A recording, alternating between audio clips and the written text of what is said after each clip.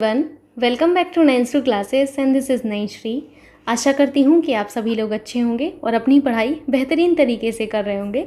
आज के इस वीडियो में हम UPSSC पेट एग्ज़ाम के लिए प्रैक्टिस सेट सॉल्व करने वाले हैं। आप सभी से मेरी रिक्वेस्ट है कि आप लोग पेन और कॉपी साथ में लेकर बैठिएगा। जो चीज़ें आपको नहीं आती हैं आप उनको नोट कर लीजिएगा। साथ ही साथ ऐसे टॉपिक जिनको आपकी रिवीजन की ज़रूरत है आप उनको जो है रिवीजन करिएगा। अगर आपके मार्क्स कम आते हैं तो इसमें आपको टेंशन लेने की ज़रूरत नहीं है। आपको बस ये देखना है कि कहाँ आपको इम्प्रूव करना है। प्रैक्टिस करने का मतलब सिर्फ इतना है कि आप ये देख पाएँ कि कहाँ आपको इम्प्रूव करना है। आइए देखते हैं। सबसे पहला क्वेश्चन आपसे है कि निम्नलिखित में से किसको चारकोलिथिक युग भी कहा जाता है। पहले मैं क्वेश्चन को थोड़ा सा बड़ा कर देती हूँ, अभी आपको ठीक से दिख रहा होगा। तो चारकोलिथिक युग किसको कहा जाता है, तो मैंने आपको बताया हुआ है कि ताम्रपाषाण युग को चारकोलिथिक युग कहा जाता है। क्या कहा जाता है? चारकोलिथिक कहें या फिर आप क्या कहेंगे? कैल्कोलिथिक। तो याद रखिएगा चारकोलिथिक या फिर आपका कैल्कोलिथिक। कैल्कोलिथिक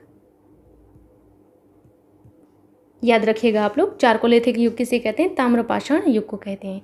नेक्स्ट क्वेश्चन आपसे, हर्षचरित नामक पुस्तक किसके द्वारा लिखी गई? तो आपको बताना है हर्षचरित किसने लिखी है। मैंने आप लोगों को बताया हुआ है कि ये बाणभट्ट के द्वारा लिखी गई है। किसके द्वारा? बाणभट्ट के द्वारा लिखी गई ये पुस्तक है। नेक्स्ट क्वेश्चन पर मूव करते हैं, जो कि आपसे है कि पानीपत के तीसरे युद्ध में निम्नलिखित में से किसने मराठों को हराया था? तो पानीपत का जो तीसरा युद्ध हुआ था वो कब हुआ था? पानीपत का तीसरा युद्ध जो हुआ था आपका 14 जनवरी 1761 को हुआ था। कब? 1761 में आपका पानीपत का तृतीय युद्ध हुआ था। ये जो आपका युद्ध हुआ था ये आपके मराठों के बीच में हुआ था। और किसके बीच में हुआ था? मराठों और आपके अहमद शाह अब्दाली के बीच में हुआ था। किसके बीच में? अहमद शाह अब्दाली के बीच में हुआ था। अहमद शाह अब्दाली के बीच में हुआ था पानीपत का तृतीय युद्ध। मराठा सेना का नेतृत्व जो है आपके किसने किया था? सदाशिव भाऊ ने किया था। याद रखिएगा सदाशिव भाऊ जो थे, सदाशिव भाऊ ने आपका जो है इसका नेतृत्व किया था, मराठा सेना का सदाशिव राव भाऊ ने। याद रखिएगा पूछा जाता है आपसे कि पानीपत के तृतीय युद्ध में मराठों का नेतृत्व किसने किया था, तो याद रखिएगा कि आपके जो मराठा सेना है इनका नेतृत्व सदाशिव राव भाऊ ने किया था। और इस युद्ध में आपके जो है मराठा बुरी तरह पराजित हुए थे। तो याद रखना है आपको कि कौन पराजित हुआ था? आपके मराठा पराजित हुए थे। किससे पराजित हुए थे? तो अहमद शाह अब्दाली से हुआ था, जो कि आपके अफगानी था। ठीक है, कौन था? अफगानों से। ठीक, तो आपका फर्स्ट ऑप्शन करेक्ट होगा। नेक्स्ट क्वेश्चन आपसे ये है कि 1857 की क्रांति सर्वप्रथम कहाँ प्रारंभ हुई? तो आपको मैंने 1857 की क्रांति पढ़ाई है और मैंने बताया था कि 1857 की क्रांति जो है आपकी 10 मई को शुरू हुई थी। कहाँ से? मेरठ से शुरू हुई थी। कहाँ से? मेरठ से शुरू हुई थी। नेक्स्ट क्वेश्चन आपसे है कि इस्तमरारी बंदोबस्त किसने लागू किया?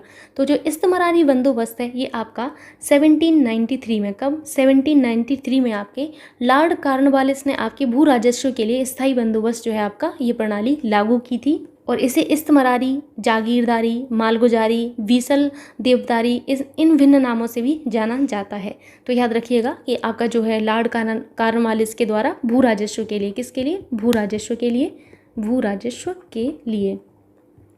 राजस्व के लिए इनके द्वारा स्थायी बंदोबस्त जो प्रणाली है ये लागू की गई थी। कौन सी? स्थायी बंदोबस्त। और इसी स्थायी बंदोबस्त प्रणाली को क्या कहा गया? इसी स्थायी बंदोबस्त प्रणाली को आपका कहा गया था इस्तमरारी, जागीरदारी और क्या कहा गया? और इसी को कहा गया आपका मालगुजारी। और इसको एक नाम और दिया गया है, तो आपको सारे के सारे नाम याद रखना है।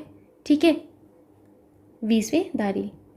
ठीक, सो आपका कौन सा यहाँ पर ऑप्शन करेक्ट होगा? आपको यहाँ पर समझ आ गया होगा, लॉर्ड कॉर्नवालिस। कौन सा ऑप्शन सही होगा? C option.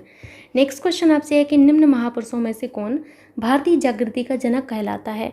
तो भारतीय जागृति का जनक कहा जाए या फिर आपसे भारतीय पुनर्जागरण के पिता कहा जाए, भारतीय राष्ट्रवाद का पैगंबर कहा जाए, अतीत और भविष्य के मध्य सेतु कहा जाए, भारतीय राष्ट्रवाद का जनक कहा जाए, आधुनिक भारत का पिता कहा जाए, या फिर प्रथम आधुनिक पुरुष कहा जाए, या युगदूत कहा जाए, तो ये सब के सब आपके जो है राजा राम मोहन राय को कहा गया है। मैंने आपको बताया हुआ है इनके बारे में और ये भी बताया कि इनको किन किन नामों से जाना जाता है। तो एक बार मैं लिख देती हूँ, भारतीय पुनर्जागरण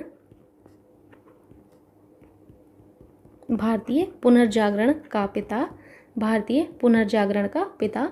और क्या कहा गया और इनको? भारतीय राष्ट्रवाद, भारतीय राष्ट्रवाद का पैगंबर, और इनको आपका आधुनिक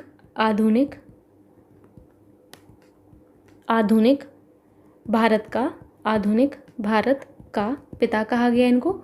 और इनको युगदूत कहा गया। क्या कहा गया? युगदूत भी इन्हीं को कहा गया है। और इनको प्रथम आधुनिक पुरुष भी कहा गया है। क्या कहा गया है? प्रथम आधुनिक पुरुष कहा गया। और क्या कहा गया इनको? और इनको कहा गया अतीत और भविष्य के मध्य सेतु। क्या कहा गया? अतीत और भविष्य के मध्य सेतु, अतीत और भविष्य के मध्य सेतु, भविष्य के मध्य सेतु। सेतु का मतलब क्या होता है? ब्रिज होता है। ठीक, तो इतने नाम आपको इनके याद रखने हैं। इन नामों से इनको जाना गया, याद रखिएगा। मूव करते हैं अभी नेक्स्ट क्वेश्चन पर, जो कि आप सभी को दिख रहा होगा। क्वेश्चन ये है कि महात्मा गांधी ने 1930 में सविनय अवज्ञा आंदोलन कहाँ से प्रारंभ किया था? तो आप सभी को याद होगा कि सविनय अवज्ञा आंदोलन इन्होंने कहाँ से प्रारंभ किया था? दांडी से किया था। याद करिए थोड़ा सा, मैंने आपको बताया हुआ है कि गांधी जी ने 12 मार्च 1930 को 12 मार्च 1930 को साबरमती, कहाँ से? साबरमती से, साबरमती आश्रम से 80 अनुयायियों के साथ, कितने? 80 सहयोगी कहें, अनुयायी कहें, इनके साथ पैदल चलकर 24 दिनों में इन्होंने लगभग 390 किलोमीटर आपकी यात्रा की। कितनी? 390 किलोमीटर की यात्रा करके दांडी पहुँचे। कहाँ पहुँचे? दांडी कहाँ? गुजरात के नवसारी ज़िले में स्थित है। ये कहाँ पर है? गुजरात के नवसारी ज़िले में है। गुजरात में एक ज़िला है नवसारी ज़िला, यहाँ पर ही आपका दांडी स्थित है। दांडी पहुँचे। ये जब पहुँचे तो इन्होंने 6 अप्रैल, कब? 6 अप्रैल, ध्यान से सुनिएगा, ये डेट महत्वपूर्ण है। 6 अप्रैल 1930 को, अब तो आपको याद हो जानी चाहिए, मैंने बताया है सारी चीज़ें। 6 अप्रैल 1930 को इन्होंने नमक कानून भंग किया और सविनय अवज्ञा आंदोलन जो है इसकी शुरुआत की। तो कहाँ से शुरुआत की थी? दांडी से। बी ऑप्शन करेक्ट होगा। नेक्स्ट क्वेश्चन है, 1904 में क्रांतिकारी संगठन अभिनव भारत संगठित किया था। अभिनव भारत जो है बी.डी. सावरकर द्वारा संगठित किया गया था। किसके द्वारा? बी.डी. सावरकर द्वारा। याद रखिएगा, बी.डी. सावरकर के द्वारा। कहाँ पर? महाराष्ट्र में। महाराष्ट्र में कहाँ पर? नासिक में किया गया था। महाराष्ट्र की नासिक में जो है ये संगठित किया गया था आपका अभिनव भारत। तो यहाँ पर कौन सा ऑप्शन सही होगा? ऑप्शन डी आपका एकदम करेक्ट होगा, महाराष्ट्र। नेक्स्ट क्वेश्चन आपसे ये है, देखिएगा आप लोग, निम्नलिखित में से किस एक ने सुभाष चंद्र बोस को देश नायक कहा था?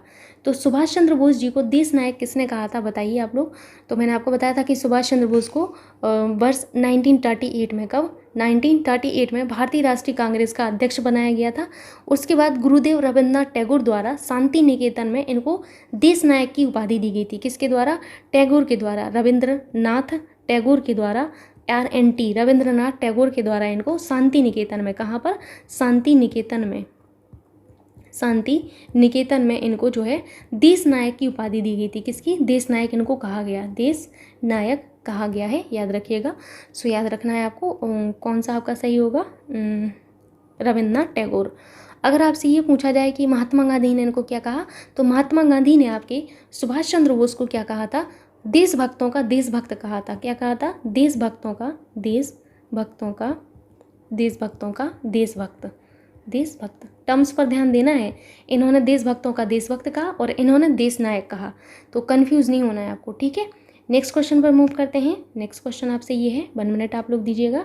क्वेश्चन है आपसे कि निम्नलिखित में से किस एक्ट के द्वारा भारत के गवर्नर जनरल को अध्यादेश जारी करने की शक्ति प्रदान की गई?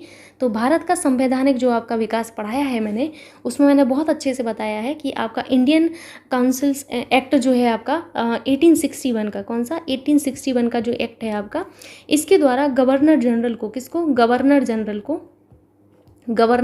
जनरल को आपका जो है अध्यादेश जारी करने की शक्ति प्रदान की गई। और ये जो अध्यादेश है अधिकतम 6 माह तक, कितने माह तक? 6 माह तक आपका लागू रह सकता है। तो आपका कौन सा आंसर सही होगा? बी ऑप्शन करेक्ट होगा।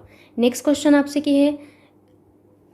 क्वेश्चन है आपसे कि विश्व का सबसे ऊंचा पर्वत शिखर कहाँ स्थित है। तो विश्व का सबसे ऊंचा पर्वत शिखर कौन सा है, आपको बताया गया है कि विश्व का पूछा जा रहा है। विश्व का सबसे ऊंचा पर्वत शिखर आपका माउंट एवरेस्ट है। क्या है, माउंट एवरेस्ट है, माउंट एवरेस्ट।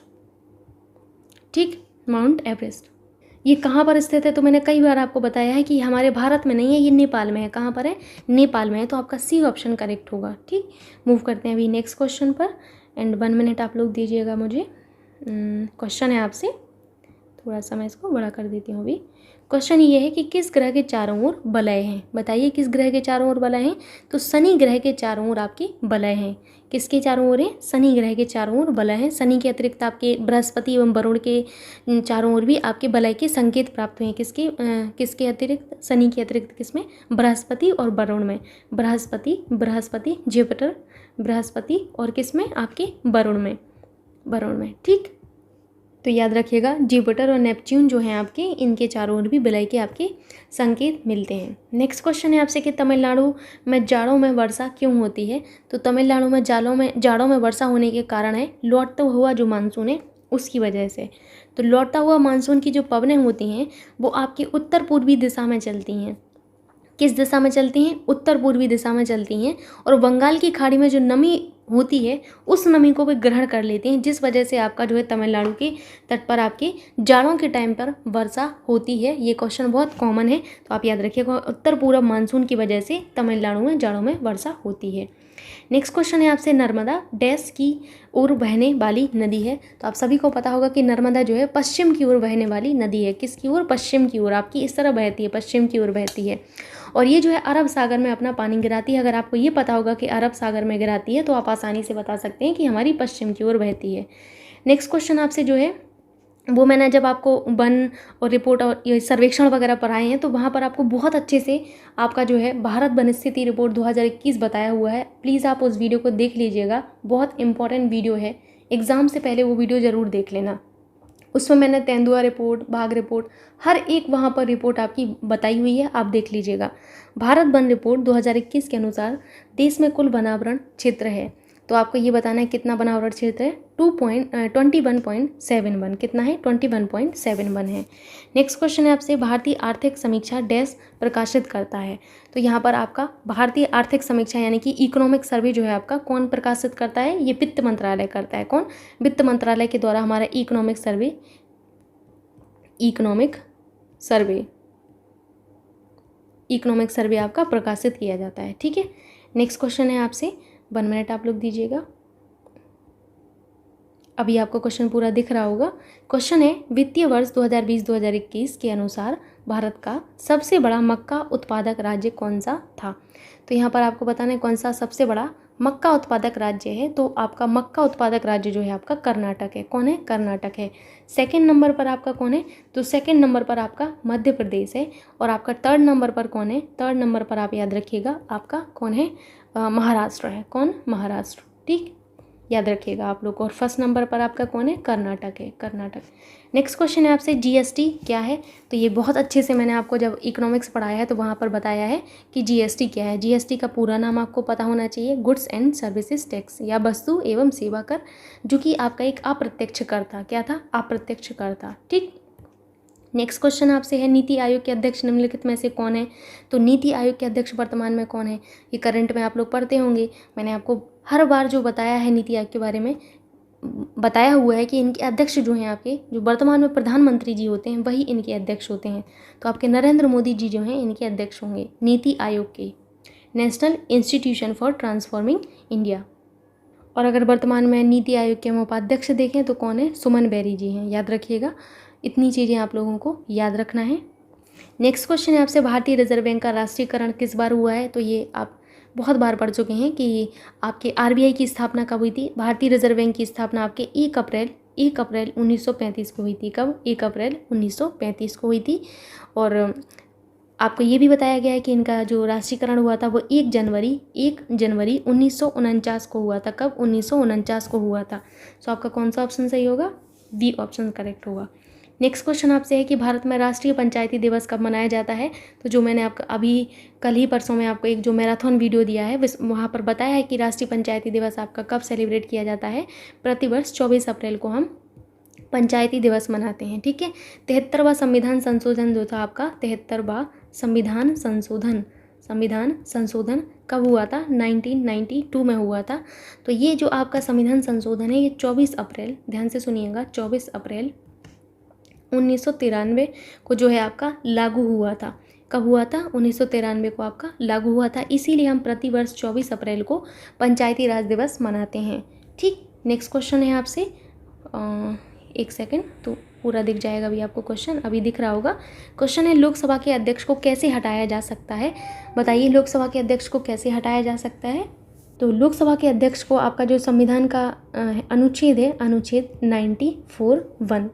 94 गा, इसमें आपका बताया गया है कि लोकसभा के तत्कालीन सभी सदस्यों के बहुमत से, तत्कालीन यानी कि जितने आपके लोग उपस्थित हों लोकसभा में, तो लोकसभा के तत्कालीन उपस्थित सभी सदस्यों के बहुमत से पारित संकल्प के द्वारा लोकसभा के अध्यक्ष को हटा सकते हैं। किंतु ऐसा संकल्प तब तक प्रस्तावित नहीं हो सकेगा जब तक कि इस आशय की कम से कम 14 दिन पूर्व सूचना ना दी गई हो। तो ये बहुत ज़रूरी होता है कि 14 दिन पूर्व जो है सूचना दे जानी चाहिए। ठीक है, तो आपको याद रखना है कि इनको कैसे हटाया जा सकता है। इनको लोकसभा के सभी सदस्यों के बहुमत से आपका जो है हटाया जा सकता है। कौन सा ऑप्शन करेक्ट होगा? बी। नेक्स्ट क्वेश्चन पर मूव करते हैं। अभी नेक्स्ट क्वेश्चन आपसे है, 1 मिनट, यहाँ पर आपको थोड़ा सा डार्क देखेगा बट कोई नहीं, आपको मैं पढ़ के बताऊंगी तो समझ आएगा। निम्नलिखित में से कौन सा एक सही नहीं है? नहीं है, आपको नहीं है वाला छांटना है कि कौन सा सही नहीं है। ठीक है, अनुच्छेद 39A समान न्याय एवं निःशुल्क विधिक सहायता, बताइए कौन सा करेक्ट नहीं होगा? अनुच्छेद 40 ग्राम पंचायतों का संगठन, अनुच्छेद 44 समान नागरिक संहिता यूनिफॉर्म सिविल कोड, अनुच्छेद 48 कार्यपालिका में न्यायपालिका का पृथक्करण। तो इसमें आपका जो है डी ऑप्शन बिल्कुल करेक्ट नहीं है, बाकी सब सही है। 39A हमारा कहता है कि समान न्याय एवं निःशुल्क विधिक सहायता, और 40 कहता है ग्राम पंचायतों का गठन, 44 हमारा यूनिफॉर्म सिविल कोड के बारे में बताता है। जबकि जो अनुच्छेद 48 है, अनुच्छेद 48 कृषि एवं पशुपालन का संगठन करने को कहता है। क्या कहता है? कृषि एवं पशुपालन का संगठन। ठीक, इसका जो है करने को कहता है, कृषि एवं पशुपालन के संगठन करने को कहता है। कार्यपालिका का न्यायपालिका से पृथक्करण संविधान के अनुच्छेद 50 में वर्णित है। किसमें? अनुच्छेद 50 में वर्णन किया गया है। नेक्स्ट क्वेश्चन आपसे है, केंद्र राज्य संबंध किस अनुसूची में है? तो ये तो बहुत अच्छे से आपको पता होगा, मैंने केंद्र और राज्य के संबंध पढ़ाए हैं।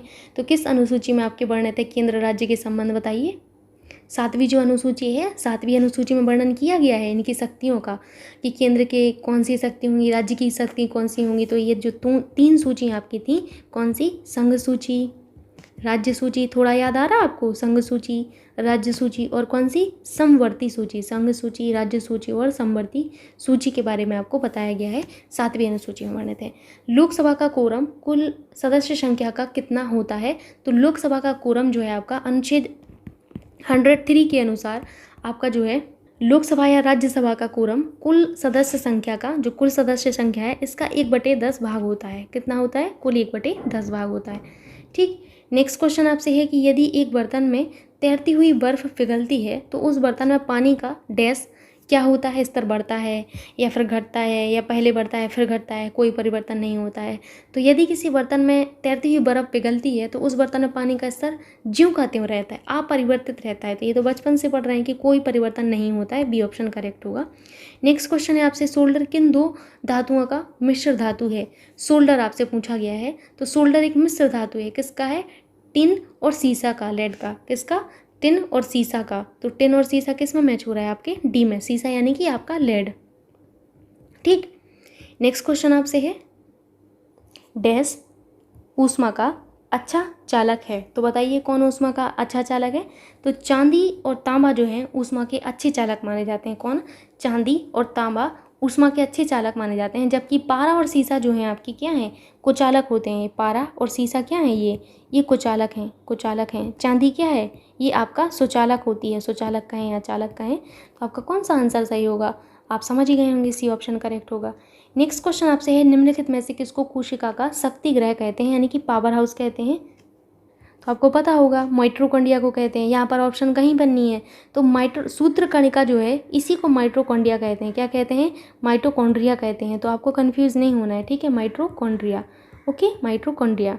तो यहाँ पर आपका बी ऑप्शन करेक्ट हो जाएगा। इसे हम कोशिका का शक्तिग्रह यानी कि कोशिका का पावर हाउस कहते हैं। स्कर्वी एक बीमारी है जो गंभीर और स्थायी कमी के कारण होती है। तो स्कर्वी किसके कारण होती है, मैंने आपको बताया है विटामिन सी जो है आपका, विटामिन सी की कमी के कारण होता है। विटामिन सी बेसिकली आपका जो खट्टे फलों में होता है, और अगर विटामिन सी की कमी हो जाती है हमारी बॉडी में तो हमारे जो मसूड़े हैं, मसूड़े सूज जाते हैं। हमारे जो मसूड़े हैं इनसे खून आने लगता है, हमारे दांत गलने लगते हैं और रोगी का जो चेहरा वो पीला पड़ जाता है। और जो आपका विटामिन सी है इसका जो रासायनिक नाम है वो क्या है, एस्कॉर्बिक अम्ल।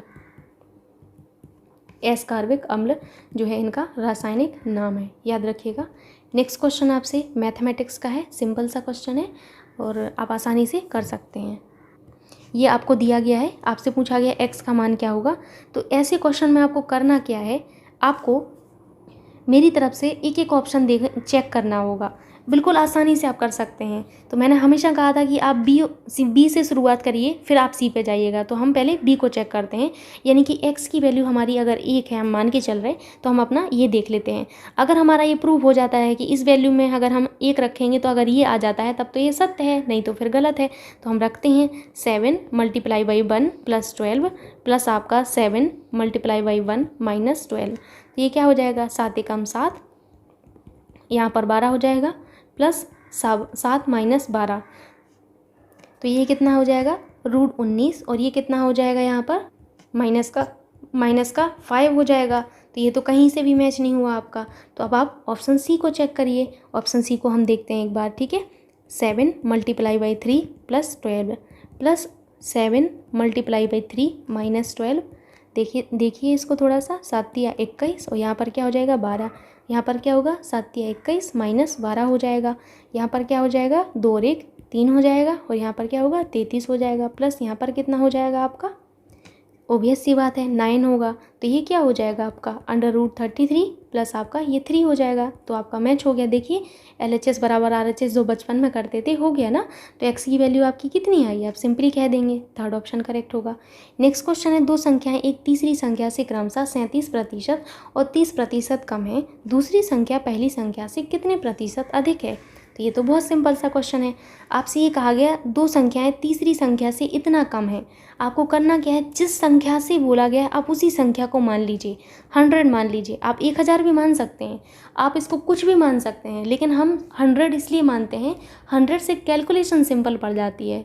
ठीक, तो हमने माना कि हमारी तीसरी संख्या जो है वो हमारी 100 है। तो पहली संख्या कौन सी होगी हमारी, पहली संख्या ओबियस सी बात है 37% कम है। तो 37% कम है का मतलब क्या हुआ, 100 का 37% कम है। तो आपने कहा 37 ही आएगा, यानी कि 100 - 37। तो ये कितना हो जाएगा आपका 63 हो जाएगा, यानी कि पहली संख्या हमारी 63 है। ऐसे ही आप दूसरी संख्या निकाल लीजिए, 30% यानी कि 70 हो जाएगा, है ना। अब कह रहे हैं दूसरी संख्या पहली संख्या से कितने प्रतिशत कम है, दूसरी संख्या पहली संख्या से कितने प्रतिशत कम है। तो आप आसानी से कर सकते हैं, कितना कम है, प्रतिशत में तो आप बाद में देखेंगे, पहले ये देख लिए कितना कम है। तो आप कहेंगे कि ये 7 कम है, आपने 7 लिख लिया। अब नीचे हम क्या लिखें, ये सबसे बड़ी विपत्ति होती है हमारे ऊपर।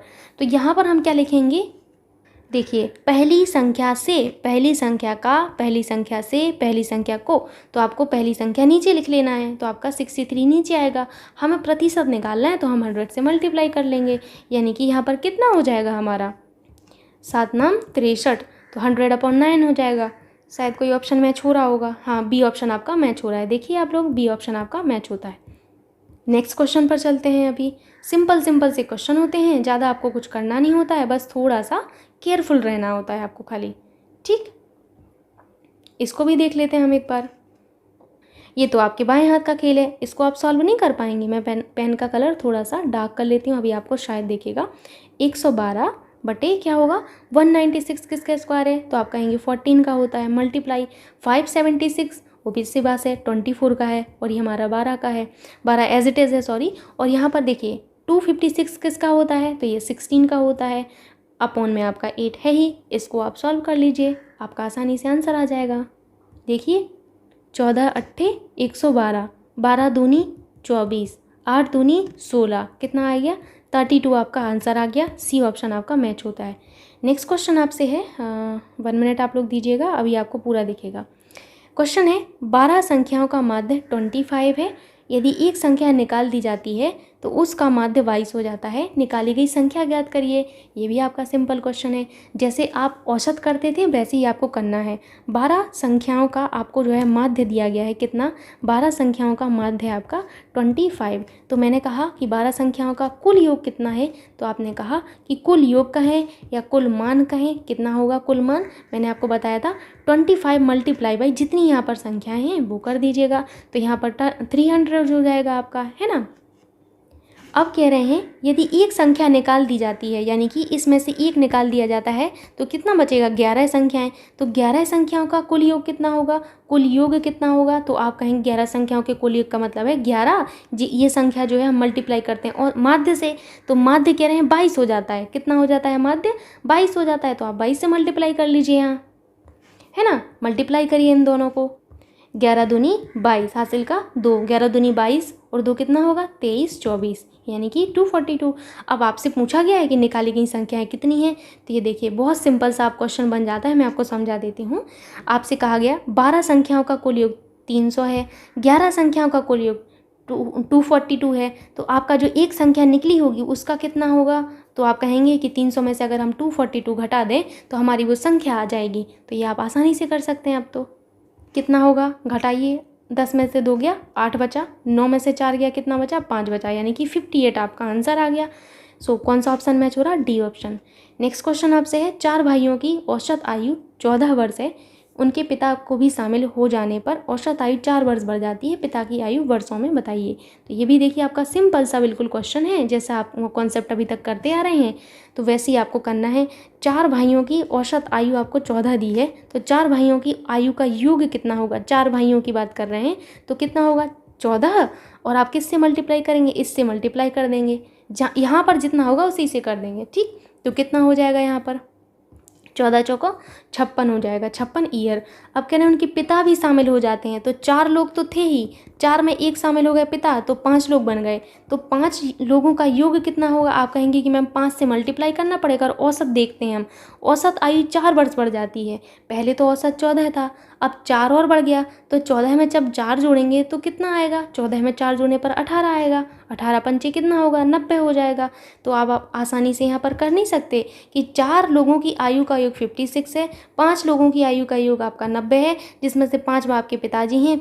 तो अगर हम पिताजी और 4 जो बच्चे हैं उनकी आयु का योग जो है उनमें से 4 बच्चों को घटा दें अगर हम, तो हमें पिताजी की आयु मिल जाएगी। तो यहाँ पर देखिए कितना आएगा? 10 में से 6 गया 4 बचा, और यहाँ पर कितना बचा? 8 में से 5 गया 5 3 8 यानी कि 3 बचा। तो 34 ईयर हमारा आ गया। सो आपका डी ऑप्शन करेक्ट होगा, है ना। नेक्स्ट क्वेश्चन आपसे है निम्नलिखित विलोम युग्मों में एक युग्म जो है आपका शुद्ध नहीं है, वो आपको बताना है कि कौन सा आपका शुद्ध नहीं है।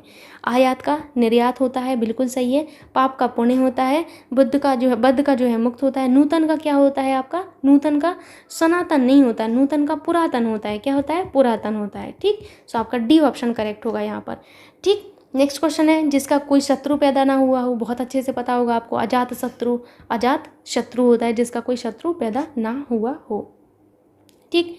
नेक्स्ट क्वेश्चन है आपसे कि निम्नलिखित में से कौन सा शब्द सूर्य का पर्यायवाची नहीं है। तो आपको बताना है कि इनमें से सूर्य का पर्यायवाची कौन सा नहीं है। देखिएगा, सूर्य के पर्यायवाची में मैंने आपको बताया हुआ है। सूर्य के पर्यायवाची होते हैं आपके दिनकर, याद करिए थोड़ा सा। दिनकर, दिवाकर, ये तो बचपन से पढ़ते आ रहे हैं। दिनकर, दिवाकर, भानु, दिनकर, दिवाकर, भानु, भास्कर, भानु, भास्कर। और कौन सा? आदित्य, आदित्य, रवि और अंशुमाली, आदित्य, रवि, अंशुमाली, सविता, सविता, अर्क और मार्तंड, अर्क, मार्तंड, पतंग, प्रभाकर, दिनेश। जितने भी नाम हैं याद रखिएगा, इन्हीं के पर्यायवाची हैं। आपका कौन सा मैच नहीं हो रहा है बताइए आप लोग। तो देखिए मैच करिए अब आप लोग। प्रभाकर आपका मैच होता है, दिनकर आपका मैच होता है, दिनेश होता है, विभाकर मैच नहीं होता है। विभाकर आपका सूर्य का नहीं है, ये चंद्रमा का पर्यायवाची है। किसका है? चंद्रमा का पर्यायवाची है विभाकर, ठीक। नेक्स्ट क्वेश्चन है आपसे निम्न में से पुल्लिंग शब्द का चयन कीजिए। तो पुल्लिंग इनमें से कौन सा है? मैंने आपको बताया हुआ था। जैसे अच्छा पहिया हो गया या अच्छी पहिया, तो आप कहेंगे अच्छा पहिया होता है हमारा, है ना। तो आपका ये जो है पुल्लिंग है। अच्छी लिखावट होता है तो ये स्त्रीलिंग होगा। अच्छी पखावज होता है स्त्रीलिंग है। अच्छी मझधार होता है, अच्छा मझधार कभी नहीं होता है। सिर्फ और सिर्फ आपका जो है पहिया है वही आपका पुल्लिंग है, बाकी सब आपके स्त्रीलिंग है। ये ऑप्शन करेक्ट होगा। नेक्स्ट जो आपसे है निष्कपट का, आपसे जो है संधि विच्छेद यहाँ पर पूछा गया है। तो निष्कपट का जो आपका संधि विच्छेद होगा, आपको पता होगा कि निष्कपट का, देखिए पहले तो आप हमेशा क्या करिएगा, संधि विच्छेद में ऑप्शन को देखिएगा। आप कहेंगे ये वाला तो कभी पॉसिबल ही नहीं है ना, ये वाला भी पॉसिबल नहीं है, ये वाला भी नहीं है। मैंने आपको बताया हुआ संधि विच्छेद में इसका नियम याद करिए, तो ये वाला ऑप्शन आपका मैच होता है। ठीक, निष्कपट का संधि होता है आपका इस तरीके से, निष्कपट। ठीक है, मूव करते हैं नेक्स्ट क्वेश्चन पर। पैसेज दिया है, हम पैसेज को भी रीड कर लेते हैं carefully. Directions, read the passage carefully and answer the corresponding questions. 41 से 45 तक हमें क्वेश्चंस को आंसर करना है पैसेज से। रीड करते हैं पैसेज को। Many place and films had depicted the life story of Gautam Buddha, but what made the musical play the way across unique was its regional focus. Directed by the G Kumaraswamy, the play adapted from the book Telangana to Buddhism focus on the enlightenment of the cursed Brahmin Swami and his 16 curious discipline willing to understand the deeper truth of word, death, rebirth and brotherhood. आगे देखते हैं। आगे है आपसे, from the impressive use of projector, visuals, music and shadow play there was every effort to lead authenticity to the theme. Despite the play's focus on Telangana, the native essence was compromised due to the English rendition done for a wider reach. The lines appeared jaded with the literal translation. The honest performances from the crew impacted only on the surface level.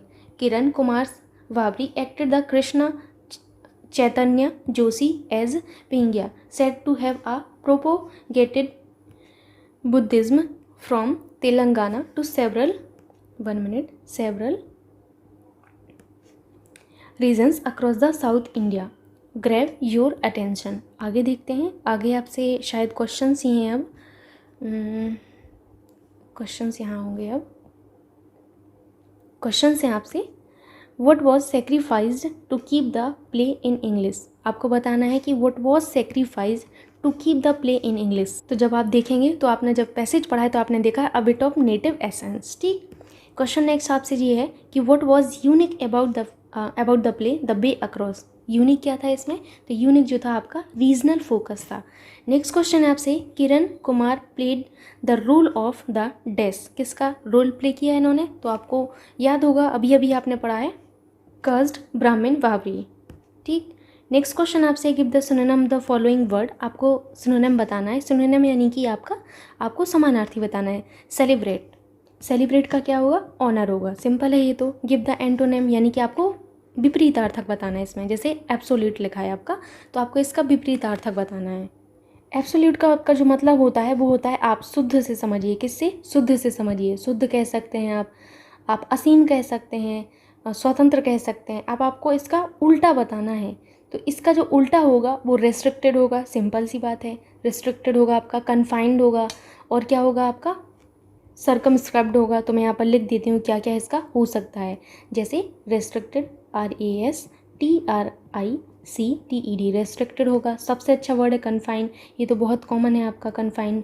और आपने एक और सुना होगा circumscribe, CIRCUMSCRIVED, circumscribe. अब यहाँ पर देखो, इससे मिलता जुलता एक ही शब्द आपको दिख रहा है, लिमिटेड। कौन सा, लिमिटेड दिख रहा है, तो आपका यही करेक्ट होगा। नेक्स्ट क्वेश्चन पर मूव करते हैं। क्वेश्चन आपसे ये है कि दिए गए विकल्पों में से संबंधित शब्द का चयन कीजिए। कीट विज्ञान का संबंध कीट से है, वैसे ही जीवाश्म अध्ययन का संबंध किससे है। आप बताइए जीवाश्म अध्ययन का संबंध किससे होगा, जीवाश्म से होगा, ओबियसली फसिल से होगा, है ना।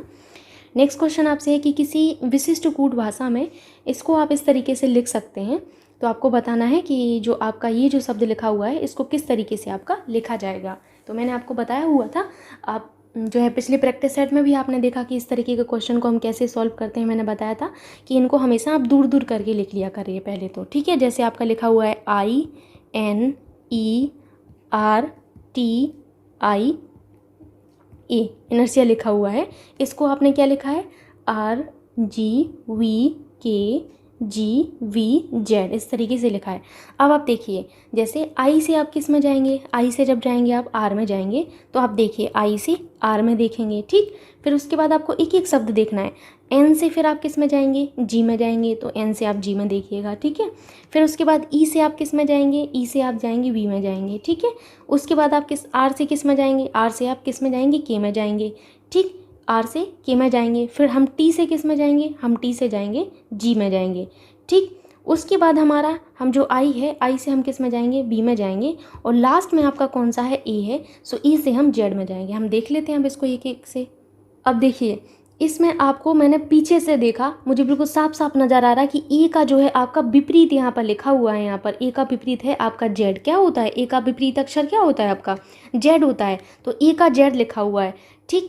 आई का देखिए, आई का विपरीत आपका क्या लिखा है, आई का विपरीत आपका आर लिखा हुआ है। और एन देखिए, एन का विपरीत जी नहीं होता, एन का विपरीत आपका जी नहीं होता है, ठीक।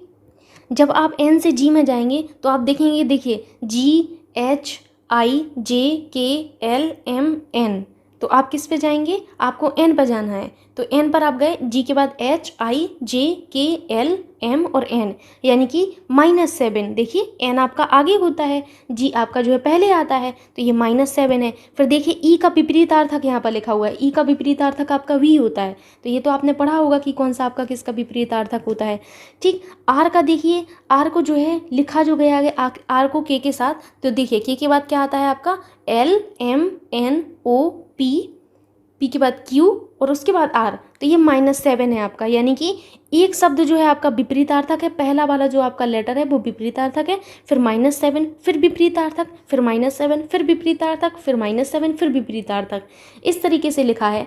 आ गया आपको समझ में? जो आपको अब शब्द लिखा गया है, अब आप उसको आराम से बना लेंगे। जैसे यहाँ पर लिखा है FLOWER, ठीक। अब इसको आपको बनाना है, ठीक है।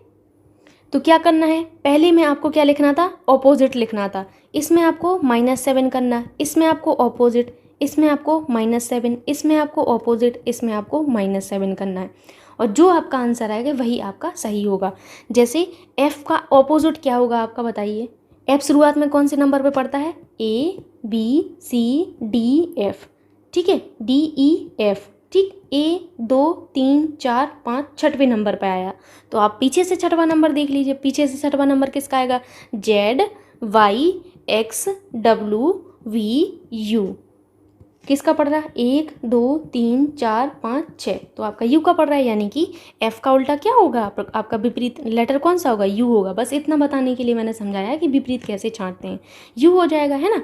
एल में जब आप -7 करेंगे तो क्या होगा, ई होगा, करिए। ई के बाद FGHIJKL, तो आपका 7वें नंबर पर आया, यानी कि इससे आपका कोई मैच हो रहा है, मैच करिए, कोई सा तो मैच हो ही रहा है। देखिए आपका डी ऑप्शन मैच हो रहा है और कोई ऐसा ऑप्शन नहीं है, तो आप आसानी से कह सकते हो कि हमारा डी ऑप्शन बिल्कुल करेक्ट होगा यहाँ पर, है ना।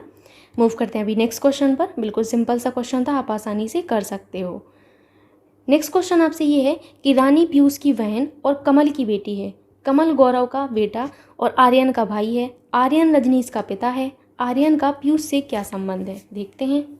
तो मैंने आपको बताया था कि अगर आप सेम में जैसे भाई बहन हैं तो हम लोग बगल बगल में लिख देते हैं। जैसे आपसे कहा गया है, मैं आपको बताती हूँ, आप आसानी से समझ जाएंगे। यहाँ पर लिखा हुआ है आपसे पीयूष, क्या लिखा है आपको, पीयूष। पीयूष की बहन कौन है, पीयूष की बहन है रानी। देखिए रानी पीयूष की बहन, पीयूष की बहन, तो आपने लिख लिया रानी कौन है, रानी बहन है, तो आपने लिख लिया रानी क्या है, बहन है, ठीक।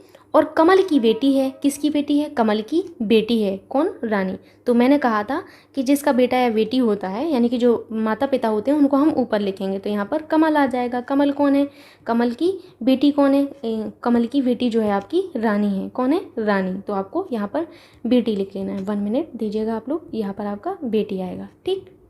अब कह रहे हैं कि कमल गौरव का बेटा है, किसका, गौरव का, यानी कि गौरव कौन होंगे, गौरव उनसे भी, कमल से भी बड़े होंगे, तो गौरव आपका ऊपर आएगा। गौरव, गौरव कौन है, गौरव का जो बेटा है वो कौन है, कमल है। और आर्यन का भाई है, किसका, आर्यन का भाई है, यानी कि जो कमल है, कमल किसके भाई है, आर्यन के भाई है। तो मैंने कहा था जो सेम सेम होंगे उनको हम क्या करेंगे, उनको हम बगल बगल में लिखते हैं, तो यहाँ पर आपका आर्यन आ जाएगा, क्या आएगा आपका, आर्यन आएगा, ठीक। अब आपसे कह रहे हैं कि आर्यन जो है रजनीश का पिता है। किसका? रजनीश का पिता है ना। देखिए आर्यन रजनीश का पिता है। किसका पिता है आर्यन? रजनीश का पिता है ना। तो आपका रजनीश कहाँ आएगा? रजनीश ऑब्वियस सी बात है आपका नीचे आएगा। तो आप आर्यन के नीचे क्या लिखेंगे? रजनीश लिख लेंगे। क्या? रजनीश।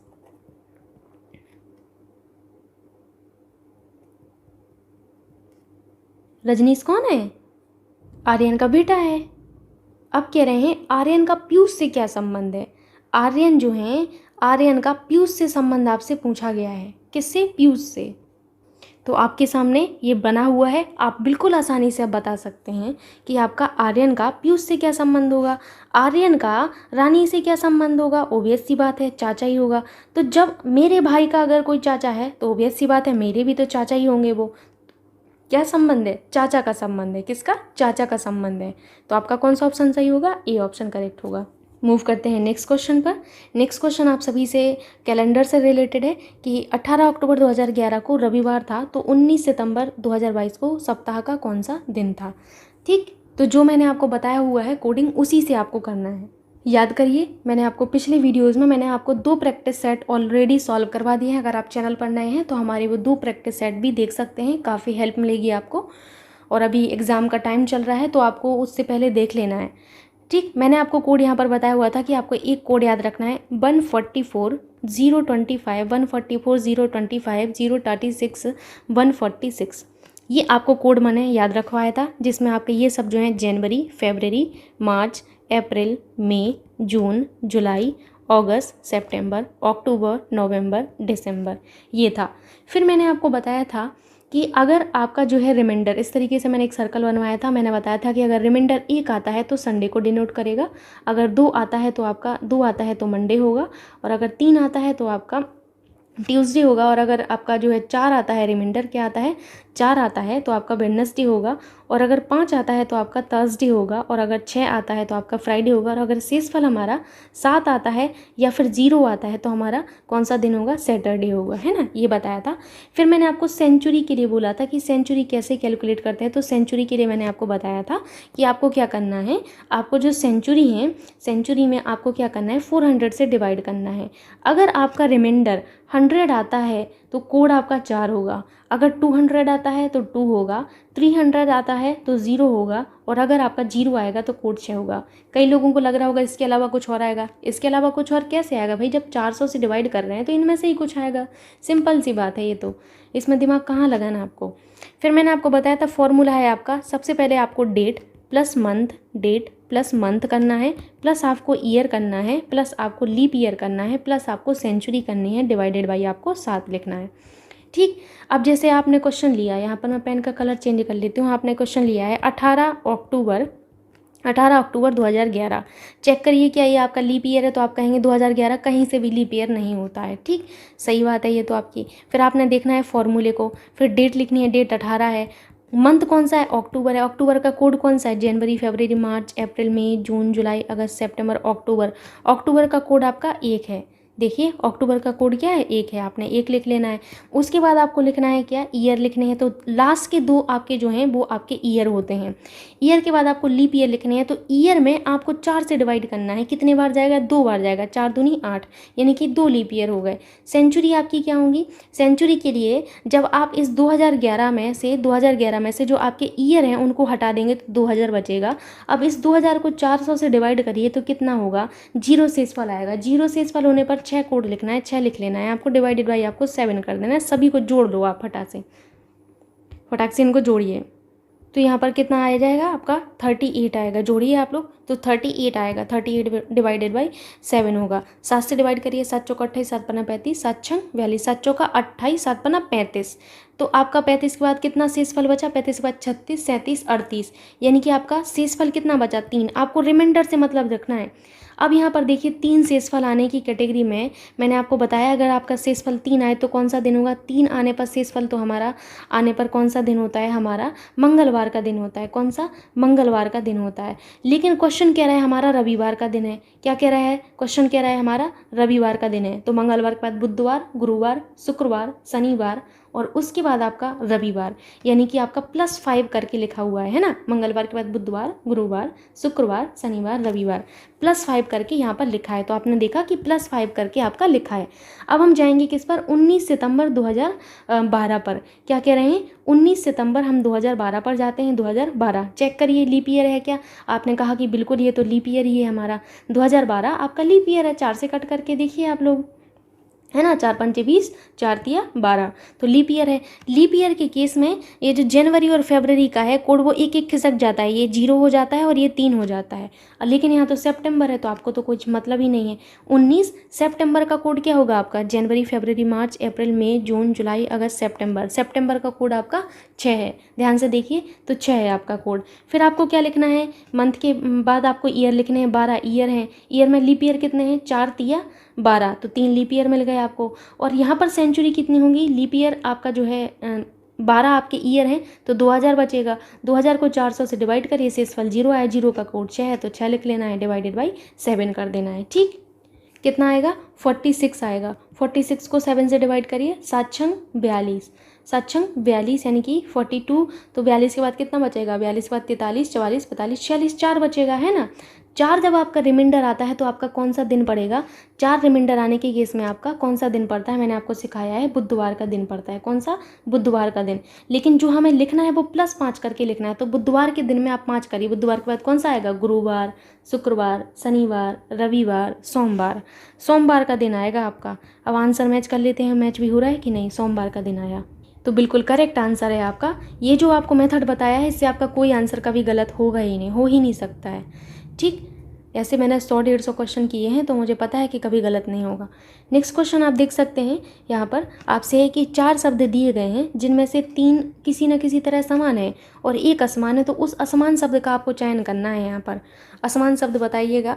जब हिंदी में समझ में नहीं आए ना तो आपको क्या करना है, आपको इंग्लिश में पढ़ लेना है। इंग्लिश में ज़्यादा जल्दी से समझ में आता है, मुझे ऐसा लगता है। तो देखिए लैक, लैक का मतलब क्या होता है, कमी किसी चीज़ की। पॉवर्टी, ये भी देखिए आपका पॉवर्टी कमी ही होती है, ठीक है। और कंगाली, बहुत अच्छे से पता ही है कंगाली का मतलब क्या है। समृद्धि का मतलब आपका जो है बिल्कुल डिफरेंट है। समृद्धि का मतलब क्या होता है, परिपूर्ण, सकारात्मक शब्द है। ये सब बाकी आपके नेगेटिव शब्द हैं, आप देखेंगे तो। ठीक, सो आपका वी ऑप्शन करेक्ट होगा। नेक्स्ट क्वेश्चन आपसे ये है, मार्च 2022 में भारतीय रिजर्व बैंक के गवर्नर ने कहा रिजर्व बैंक इनोवेशन हब का उद्घाटन किया है।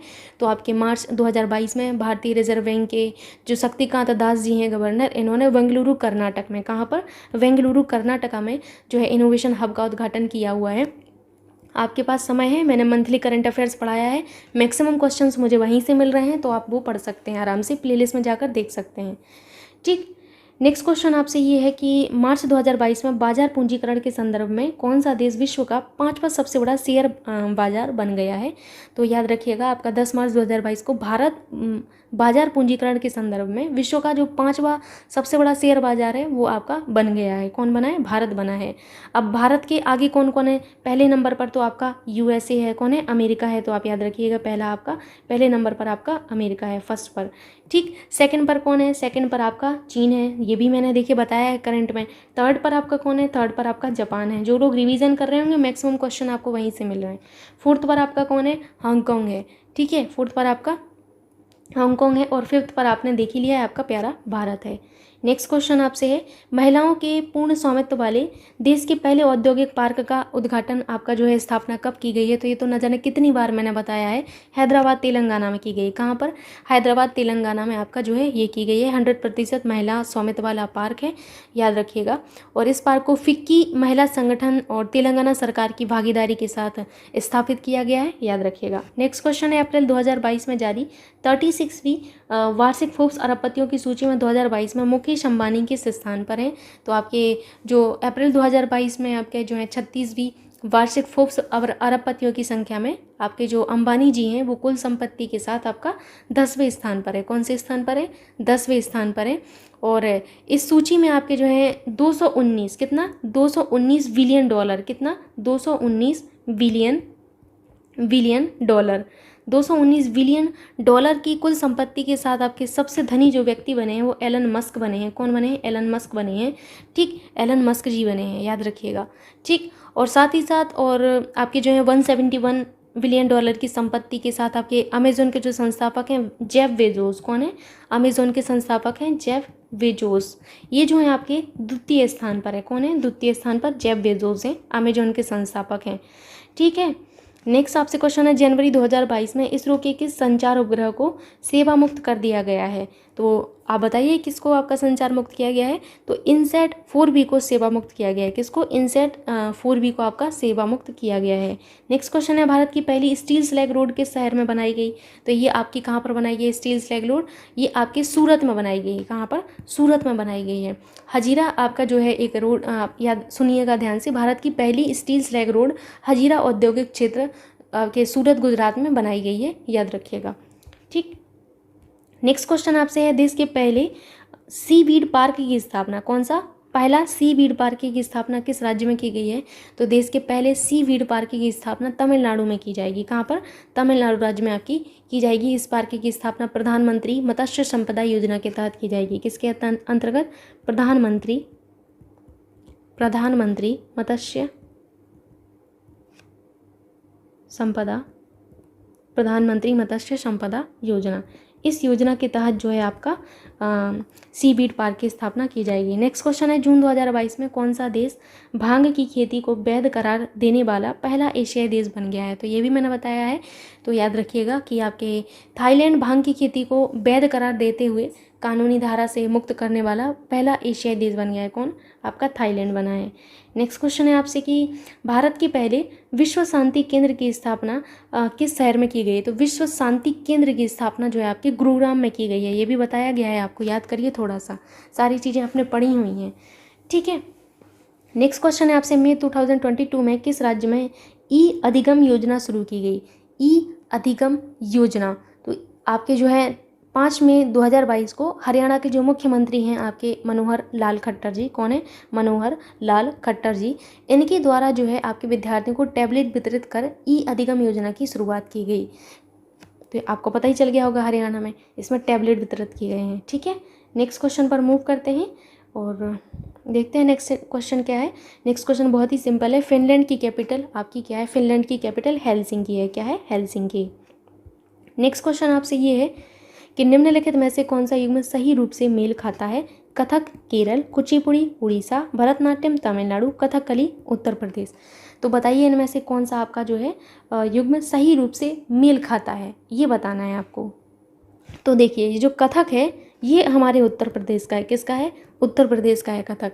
कुचिपुड़ी आंध्र प्रदेश का है। कहाँ का है? आंध्र प्रदेश का। मैंने ट्रिक बताई हुई है, चैनल पर भी वीडियो है, आप देख लीजिएगा, 1 मिनट की ही ट्रिक है, आप आसानी से याद कर सकते हैं।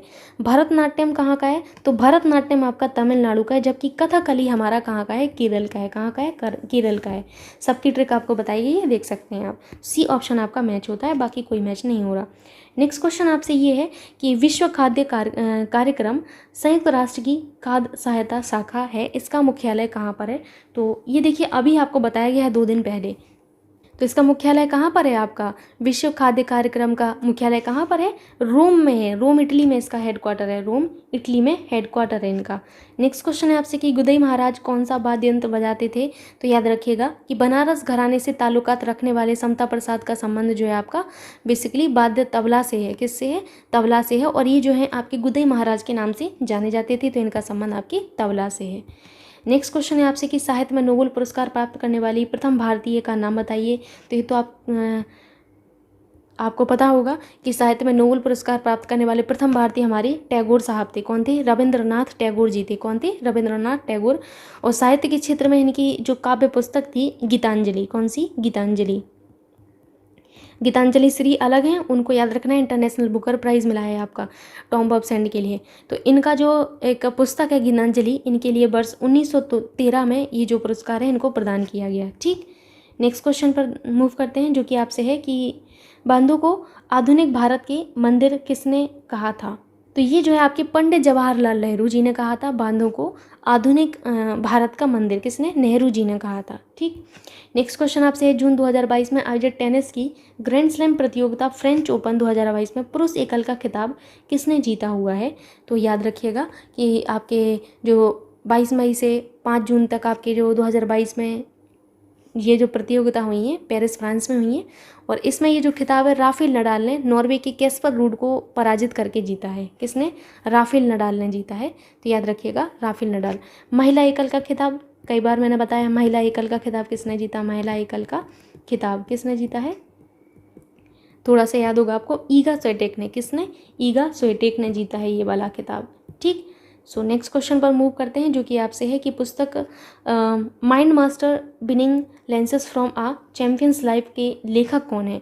तो आप बताइए कि कौन है इसके लेखक। तो ये जो पुस्तक है इसके जो लेखक हैं वो आपके शतरंज के खिलाड़ी जो विश्वनाथ आनंद जी हैं, वो हैं इस पुस्तक के लेखक। ठीक, अप्रैल 2022 में पहला लता मंगेशकर पुरस्कार किसे प्रदान किया गया है? तो जब मैंने आपको नरेंद्र मोदी जी को दिए गए पुरस्कार का एक छोटा सा वीडियो बढ़ाया है, उसमें मैंने बताया है कि ये जो पुरस्कार है नरेंद्र मोदी जी को दिया गया। किसको? मोदी जी को दिया गया है। नेक्स्ट क्वेश्चन आपसे ये है कि 1 मिनट आप दीजिएगा। मई 2022 में संपन्न हुई इंडियन प्रीमियर लीग IPL के 15वें संस्करण का खिताब किसने जीता है? तो मैंने IPL के बारे में बहुत अच्छे से आपको बताया हुआ है, आपको थोड़ा बहुत याद होगा कि ये जो खिताब है ये किसने जीता है।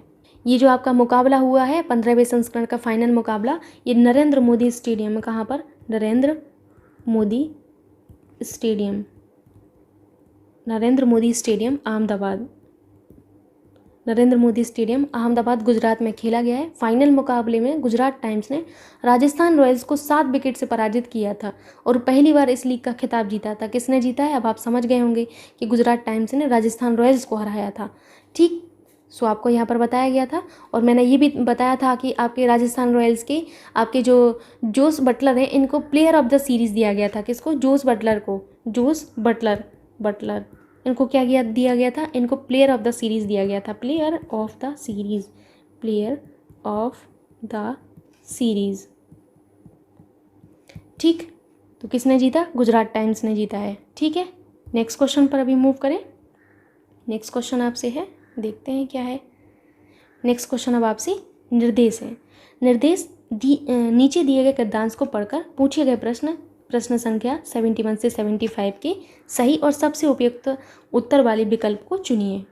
चुन लेते हैं। रिक्शे पर मीरा के साथ हंसती बोलती रितु घर पहुंची। सीढ़ियां चढ़ने लगी तो कुछ झगड़ने की आवाज़ें सुनाई दी। ऊपर पहुंची तो देखा दोनों आजू बाजू वाले पड़ोसनें झगड़ रही थीं। अपने दरवाजे के पास खड़ी होकर उसने कुछ देर उनकी बातें सुनी तो झगड़े का कारण समझ में आया। एक की महरी ने घर साफ करके कचरा दूसरे के दरवाजे की ओर फेंक दिया था। इसी बात पर झगड़ा था। रितु ने दोनों को समझाया बुझाया। आखिरकार कचरा फेंकने वाली महरी को बुलाया गया। उसने झाड़ू थामी और कचरा सीढ़ी की ओर धकेल दिया। आगे पढ़ते हैं। फिर वह महरी अंदर चली गई। दोनों पड़ोसनों ने भी अंदर जाकर अपने अपने घर द्वार बंद कर लिए। रितु खड़ी खड़ी देख रही थी। जो सीढ़ी पहले से गंदी थी वह और भी गंदी हो गई। रेत का तो साम्राज्य ही था। कहीं बादाम के छिलके पड़े थे, तो कहीं चूसी हुई ईख के लच्छे, तो कहीं बालों का गुच्छा उड़ रहा था, और तो कहीं पर कुछ और। मन वितृष्णा से भर गया। सोचा इस सीढ़ी से चढ़कर सब अपने घर तक आते हैं, इससे उतरकर दफ्तर बाजार आदि अपनी इच्छित जगहों पर जाते हैं, पर इसे कोई साफ नहीं करता। उल्टे सब इस पर कचरा फेंक देते हैं।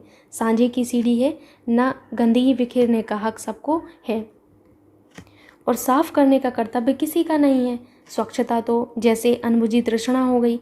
अब आपसे क्वेश्चन है कि रितु को कैसी आवाज़ें सुनाई दी? तो रितु को कैसी आवाज़ें सुनाई दी थी बताइए। ये तो सिंपल सा क्वेश्चन है, लड़ने झगड़ने की। ये ऑप्शन करेक्ट होगा। नेक्स्ट क्वेश्चन आपसे है, महरी किसे कहा जाता है? तो इनमें क्वेश्चंस में आपको अपना दिमाग नहीं लगाना है। महरी का अर्थ क्या था? जो साफ सफाई कर रही थी, है ना, तो यहाँ पर काम वाली हो गया, तो सी ऑप्शन करेक्ट है।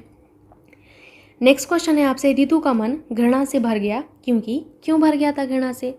ऋतु का मन घृणा से इसलिए भर गया था क्योंकि सीढ़ियों पर कचरा फैल गया था। किस पर? सीढ़ियों पर कचरा फैल गया था। नेक्स्ट क्वेश्चन है आपसे, अनुच्छेद में घृणा का पर्यायवाची शब्द है। घृणा का पर्यायवाची आपको बताना है। तो घृणा का पर्यायवाची क्या है? वितृष्णा होता है, विरति होता है, तिरस्कार होता है, हेय होता है, घिन होता है, जुगुप्सा होता है, हिकारत होता है। ये मैंने आपको बताए हैं। घृणा का समानार्थी या फिर कुछ ऐसे करके मैंने बताया है, वितृष्णा, विरति, तिरस्कार, हे, घिन, जुगुप्सा,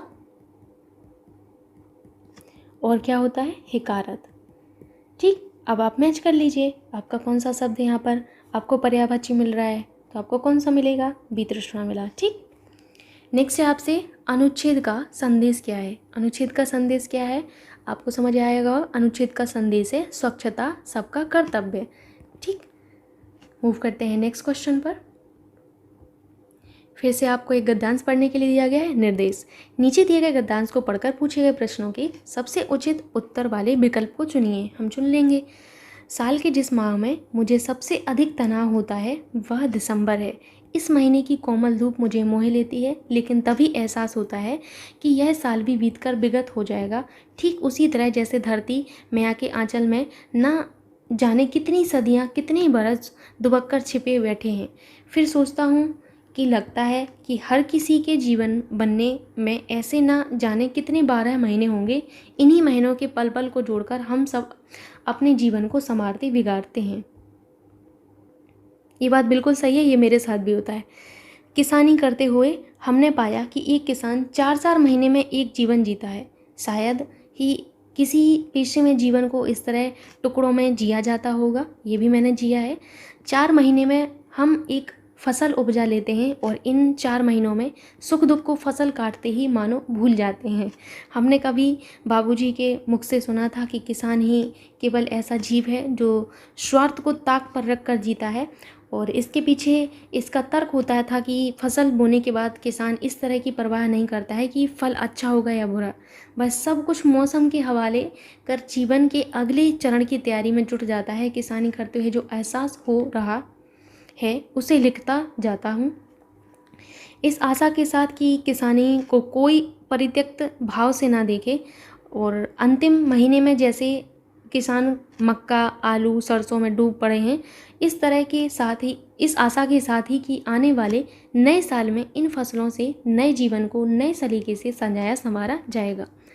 देखते हैं क्वेश्चन हमसे क्या है। क्वेश्चन आपसे ये है कि स्वार्थ को ताक पर रखकर कौन जीते हैं। स्वार्थ को ताक पर रखकर केवल और केवल किसान जी सकता है और कोई नहीं जीता, तो आपका सी ऑप्शन यहाँ पर करेक्ट होगा।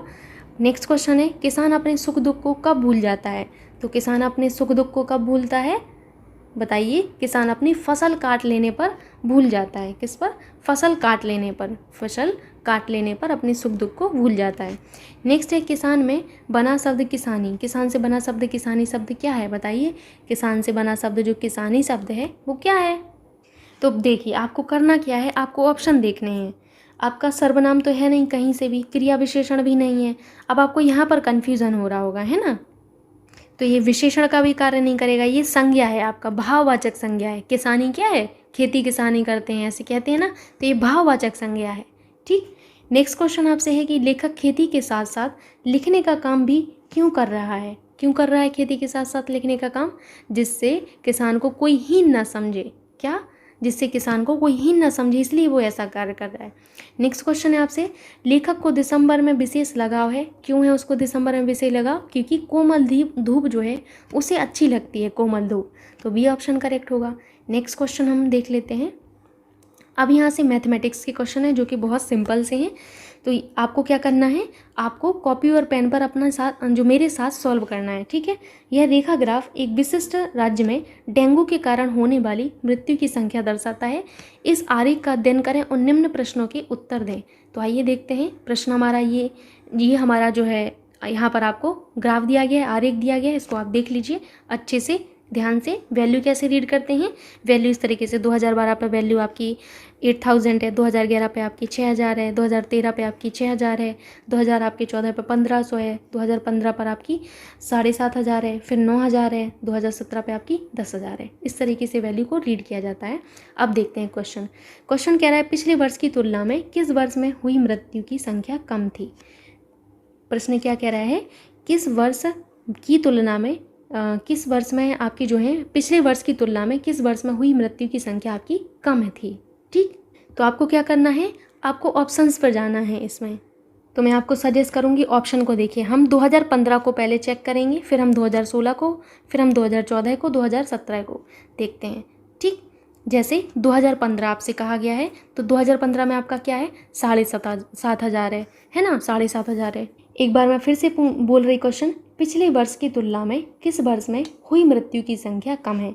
किस वर्ष में, पिछले वर्ष की तुलना में, पिछला वर्ष क्या हुआ, इनका पिछला वर्ष 2014 होगा, तो ये आपको देखना है अंतर आप देख लीजिए इसमें, आप कितना है पिछले वर्ष की तुलना में आपका यहाँ पर, आपका जब 7,500 में से आप कितना घटाएंगे, 1,500 घटाएंगे तो कितना बचेगा आपका, 6,000 बचेगा, है ना, 6,000 बचेगा। तो आपने देखा कि यहाँ पर आपका 2015 में जब आपने देखा तो ये हमारा 6,000 आया है, कितना, 6,000। अब हम 2016 पे देखते हैं, 2016 को देख लीजिए, 2016 में कितना है, 9,000 है। इससे पिछला वर्ष 2015, तो आप 9,000 में से कितना घटाएंगे, 7,500 घटाएंगे। जब आप 9,000 में से 7,500 घटाएंगे तो आपका 1,500 बचेगा, कितना, 1,500 बचेगा, है ना।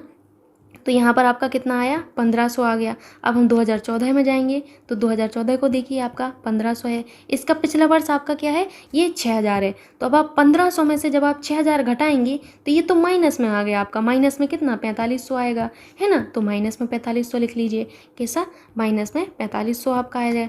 2017 में देख लीजिए, 2017 का ये है आपका, और आपका इसका पिछला वर्ष क्या होगा, 2016, 9,000। तो ओरल ये तो सॉल्व हो जाएगा, 1,000 आया, कितना आया है, 1,000 आया है। अब मैं आपको एक बार यहाँ पर लिख देती हूँ, 2015 का कितना आया था, 6,000 आया था, है ना। और 2016 का कितना आया था, 2016 का 1,500 आया था। उसके बाद 2014 का कितना आया था, तो ये आपका -4,500 आया था, ठीक। तो आप देखिए कि कहाँ पर आपको सबसे कम दिख रहा है। अब आप बिल्कुल अपनी प्यारी आंखों से देखेंगे तो सबसे कम तो यही है ना, माइनस में सबसे कम यही है आपका 2014, क्योंकि यहाँ पर कमी नहीं हुई है ना। नेक्स्ट क्वेश्चन है आपसे कि वर्ष 2012 और 2014 के बीच हुई मृत्यु की संख्या का अंतर था। तो ये तो आप आसानी से निकाल लेंगे, 2012 और 2014। तो हम 2012 को देख लेते हैं, 2012 में कितना है, 8,000 है, और 2014 में कितना है, 1,500 है ना। तो 8,000 में से 1,500 घटाएंगे तो कितना आएगा, 6,500 आ जाएगा, ठीक। ध्यान से देखिएगा, तो आपका कौन सा ऑप्शन मैच होगा, डी ऑप्शन। ये वाला जो क्वेश्चन है आप ध्यान से देखेंगे, समझेंगे, तब आपको आएगा समझ में। ये माइनस में आया था, बाकी सब आपके पॉजिटिव थे, सबसे कम आपको बताना था, तो ऑब्वियस सी बात है माइनस वाला होगा। नेक्स्ट क्वेश्चन है आपसे, 2016 की तुलना में 2013 में हुई मृत्यु की संख्या डैश प्रतिशत से कम थी। तो हम ये भी देख लेते हैं, 2016 देख लेते हैं, 2013 देख लेते हैं। 2016 में कितना है, 9,000 है, कितना है, 9,000। और क्या बोला गया था, 2013, तो 2013 में कितना है, 2013 में देखिए 6,000 है। अब आपसे क्या कह रहे हैं, आपसे जो कह रहे हैं वो हम क्वेश्चन पे मूव करते हैं, ठीक। 2016 में कितना था, आपने अभी अभी देखा 9,000 था। 2013 में कितना था, 6,000 था। आपसे कह रहे हैं कि मृत्यु की संख्या प्रतिशत में कितना कम थी। तो पहले तो ये देख लेते हैं कितना कम है, तब तो हम प्रतिशत निकालेंगे। तो आप देखिए कितना कम है, तो आप कहेंगे कि 3,000 कम है, तो 3,000 ऊपर आएगा। जिससे पूछा गया है उसको हम नीचे लिख देंगे। किससे पूछा गया है, आपका तुलना किससे की गई है, देखिए 2016 वाले से। तो अब 2016 का हम नीचे लिख लेंगे 9,000। हमें प्रतिशत निकालना है, सो हम 100 से मल्टीप्लाई कर लेंगे। इसको सॉल्व कर लीजिए आप, बिल्कुल ओरल कैलकुलेशन हो रही है इसकी, 33.33%। सी आपका ऑप्शन होगा, ठीक। नेक्स्ट क्वेश्चन है आपसे कि यदि डेंगू के कारण हुई प्रत्येक मृत्यु के लिए औसतन 10 लाख रुपए का बीमा के रूप में भुगतान किया गया था, तो वर्ष 2015 में कितना बीमा दिया गया था, ये आपसे पूछा गया है, ठीक। तो पहले ये देख लीजिए कि वर्ष 2015 में कुल आपके कितनी मृत्यु हुई हैं, ठीक। तो हम देख लेंगे भैया 2015 में कितनी मृत्यु हुई है, 2015 में 7,500 मृत्यु हुई हैं। तो आपने यहाँ पर लिख दिया 7,500 मृत्यु हुई हैं 2015 में, कितनी, 7,500 मृत्यु हुई हैं, ठीक। अब कह रहे हैं कि जो बीमा दिया गया आपका प्रत्येक मृत्यु के लिए, वो आपका 10 लाख रुपए दिया गया है। तो अब आपसे इतनी मृत्यु दी गई हैं, इनमें आप क्या करेंगे, 10 लाख से मल्टीप्लाई कर देंगे, है ना। 10 लाख तो 5 जीरो और आएंगे, 1 2 3 4 5। तो आप मैच कर लीजिए, आपको बिल्कुल साधारण से साधारण अगर आप कैलकुलेशन करेंगे तो आपको दिख जाएगा कि यही ऑप्शन मैच हो रहा है करोड़ रुपए में, है ना। तो ये आपका 750 करोड़ रुपए आ जाएगा, 750 करोड़ रुपए, ठीक। नेक्स्ट क्वेश्चन आपसे ये है कि वर्ष 2013, 2014 और 2015 में हुई मृत्यु का औसत होगा। कितना सिंपल सा क्वेश्चन है, आप ये आराम से कर सकते हैं, कोई बड़ी बात नहीं है। 2013 में कितना है, 6,000 है। 2013, 2014 में आपका 1,500 है। और क्या बोला गया, 2015 में आपका कितना है, आपके 7500 है। इन सबको जोड़ लीजिए, कितना हो जाएगा, यहाँ से कितना बना 8000 और एक 9000, 9 और 6 कितना होता है आपका 15000। ओरल कैलकुलेशन हो जाएगी आपकी आराम से, देखिए। और आपको कितनी क्वांटिटी है, सॉरी एंटिटी है, 1 2 3, तो आपको 3 से क्या कर देना है, डिवाइड कर देना है, तो आपका 5000 आ जाएगा यहाँ पर, है ना। सो देख लीजिए 5000 आपका औसत आया है, आपका कोई ना कोई ऑप्शन मैच हो ही रहा होगा, ठीक। तो ये वाला आपका ऑप्शन मैच हो रहा है, आगे आपको समझ में। नेक्स्ट क्वेश्चन आप देखते हैं हम। नेक्स्ट क्वेश्चन आपसे दिया गया है, दिए गए ग्राफ का अध्ययन करें और निम्नलिखित प्रश्नों के उत्तर दें। वर्ष 2014 से 2018 के दौरान एक कंपनी के राजस्व एवं व्यय को दर्शाया गया है। हम देख लेते हैं राजस्व और व्यय को, इस तरीके से कुछ दर्शाया गया है, देख लीजिए आप लोग भी, इस तरीके से आपका दर्शाया गया है। अब हम क्वेश्चन पर जाते हैं। क्वेश्चन हमसे ये कहा गया है कि 1 मिनट आप लोग दीजिएगा, क्वेश्चन में पढ़ती हूँ अभी। क्वेश्चन है, एक कंपनी की आय और व्यय वर्ष 2014 से 2018 के दौरान कंपनी का 2016 में खर्च औसत आय 2014, 2015 और 2018 से कितने प्रतिशत अधिक है। तो पहले आप क्या करिए, आप जो ग्राफ आपको दिया गया है उस पर जाइए, ठीक है। फिर आप देखिए कि आपसे क्या क्या कहा गया था, ठीक। ध्यान से सुनिएगा, क्या कह रहे थे, 2014, 2015 और 2018 में आय का औसत आपसे कहा गया है। जो लाइट वाला है वो आपको आय दिया है, जो डार्क वाला है वो व्यय है। तो पहले तो हम 2014 को देख लेते हैं, 15 को देख लेते हैं और कौन सा 2018 को देख लेते हैं। इसमें आय पूछा गया है, आय का औसत, आय लाइट वाला है, आय लाइट वाला है, आय लाइट वाला है। औसत देख लीजिए, 260 प्लस 300 प्लस कितना हो जाएगा आपका 375। और कितनी एंटिटी है, 3 है, तो 3 से हम क्या करेंगे, डिवाइड कर देंगे। यहाँ पर हमारा औसत निकल के आएगा कितना, 935 हो जाएगा, और ये डिवाइडेड बाई 3, तो आपका कितना होगा 311 पॉइंट आपका 66 हो जाएगा ये, ठीक। अब आपसे क्या कह रहे थे, 2016 में कंपनी का व्यय, तो 2016 ये है, और इसमें कंपनी का व्यय कौन होगा, डार्क वाला 320 है, तो कंपनी का व्यय कितना है 320 आपको है, ठीक। दिया गया, आपको कुछ मन से नहीं करना है। अब हम क्वेश्चन पर जाते हैं, हमसे क्या कह रहा था क्वेश्चन, हम क्वेश्चन को देखते हैं, ठीक। क्वेश्चन देखिए, कंपनी की आय और व्यय 2014 से 2018 के दौरान आपकी कंपनी का 2016 में खर्च, आपने देख लिया भैया, 2016 में खर्च कहें व्यय कहें तो कितना था 320 था। औसत आय इनकी देख ही लिया आपने, कितनी आई 311.66। अब आपसे पूछा गया कितने प्रतिशत अधिक है, देखिए आप कितने प्रतिशत आपका जो है ये अधिक है, तो आप कहेंगे 311 से आपका जो है 320 कितना अधिक है, तो इसमें आप क्या करेंगे, घटाएंगे, 320 माइनस क्या करेंगे 311.60, तो आपका कितना अधिक आएगा 8.34 आएगा। तो आपने कहा 8.34 अधिक है, लेकिन आपको किस में निकालना है, परसेंटेज में। अब यहाँ पर ये आ जाती है कि हम नीचे क्या लिखें, तो मैंने क्या बताया था आपको, जिससे पूछा गया है उसको आपको नीचे लिखना है, तो यहाँ पर 320 आपका नीचे आ जाएगा, है ना। और आपको प्रतिशत में निकालना है, तो 100 से हम मल्टीप्लाई कर देंगे, इसको सॉल्व कर लिएगा तो आपका 2.60 के लगभग आएगा, और ऐसा कोई ऑप्शन नहीं है, तो आपका लगभग में यही वाला ऑप्शन मैच होता है। नेक्स्ट क्वेश्चन देखते हैं। क्वेश्चन आपसे ये है कि कंपनी का 2016 और 2018 का कुल आय और 2015 और 2017 में कुल खर्च जो है आपका, इसका अनुपात बताइए। हम अपने इस डायग्राम पर चलते हैं और देखते हैं क्या कहा गया है आपसे कह रहे हैं कि वर्ष 2016 और 2018, ये 2016 है, ये 2018 है, इसमें कंपनी का कुल आय, तो कुल आय हमारा किस में दर्शाएंगे हैं, ये लाइट वाले में, है ना, लाइट वाले में, ठीक। कह रहे हैं कि इनका कुल निकालिए, 340 प्लस 375 कितना हो जाएगा 0, सॉरी यहाँ पर 5 हो जाएगा और यहाँ पर 7 1 हो जाएगा, 715 आ जाएगा आपका। फिर कह रहे हैं 2015 और 2017 में कंपनी का कुल व्यय, तो मैं पेन का कलर चेंज करके आपको बताती हूँ। 2015 और 2017 में व्यय देखिए, व्यय किस में है आपका, डार्क वाले में है, डार्क वाले में, तो आप कितना होगा 250, और आपका यहाँ पर क्या है 275 है, कितना हो जाएगा 525 हो जाएगा, ये 525 हो जाएगा, ठीक। अब अनुपात आपसे कहा गया है, तो आप जो है अनुपात नहीं निकाल पाएंगे, तो बहुत सिंपल सा हो गया आपके लिए। आप 525 5 से कट कर लीजिए, 5 एकम 5, यहाँ पर कितना बचा 5 से 6 7 2, 5 चौका 20, 1 है 5 या 15, यहाँ से क्या होगा 5 एकम 5 0 5 25, तो आपका यही, इससे ज़्यादा अब आपका ये सॉल्व होगा ही नहीं, तो यही आपका ऑप्शन आपको मिल भी जाएगा। देखिए आपको ऑप्शन मिल भी गया अब तो, ठीक है। सो आपका ये ऑप्शन करेक्ट है। नेक्स्ट क्वेश्चन है 2016 में कंपनी का राजस्व 2014, 16, 18 में कंपनी के औसत राजस्व से कितने प्रतिशत अधिक है। हम पहले देख लेते हैं अपना डायग्राम। क्या कहा गया है, ध्यान से सुनिएगा, आपसे कहा गया है वर्ष 2016 में कंपनी का राजस्व आपसे पूछा गया है। 2016 में कंपनी का राजस्व कितना है, ये है आपका राजस्व का मतलब है आय, तो कितनी है आपकी 340 है। उसके बाद आपका क्या कहा गया है, 2014, 2016 और 2018। 2014 का बोला गया है, 2016 का बोला गया है और 2018 का बोला गया है। कंपनी का क्या बोला गया है, आपका राजस्व का औसत पूछा गया है। तो राजस्व ये है, आय ये है आपकी आय का औसत। तो 260 में जब आप क्या जोड़ेंगे, 260 प्लस 340 प्लस आपका 375 डिवाइडेड बाई कितनी एंटिटी है, 3 है, तो 3 से डिवाइड कर दीजिए, कितना होगा, ये तो आप कर ही लेंगे आसानी से, 975 डिवाइडेड बाई 3 यानी कि 325। अब हम देख लेते हैं यहाँ पर हमारा जो क्वेश्चन था उसमें हम चलते हैं, देखते हैं। कह रहे थे 2016 में कंपनी का राजस्व कितना था, तो आपने निकाल लिया 2016 में 340 था, और इन सभी का औसत आपने निकाला, कितना आया 325 आया। पूछ रहे हैं कि कितना प्रतिशत अधिक है, तो पहले तो ये देख लीजिए कितना अधिक है, तो आप कहेंगे कि ये हमारा कितना अधिक है, 15 अधिक है ना, 15 ही तो है, हाँ 15 अधिक है, तो आप कहेंगे 15 अधिक है। प्रतिशत आपको निकालना है तो 100 से मल्टीप्लाई कर देंगे, नीचे हमारा 325 आ जाएगा, जिससे पूछा गया उसको हम नीचे कर देंगे। ठीक, इसको सॉल्व कर लीजिए, आपका करेक्ट आंसर आ जाएगा यहाँ पर। ठीक है, तो लगभग आपका 5% आएगा।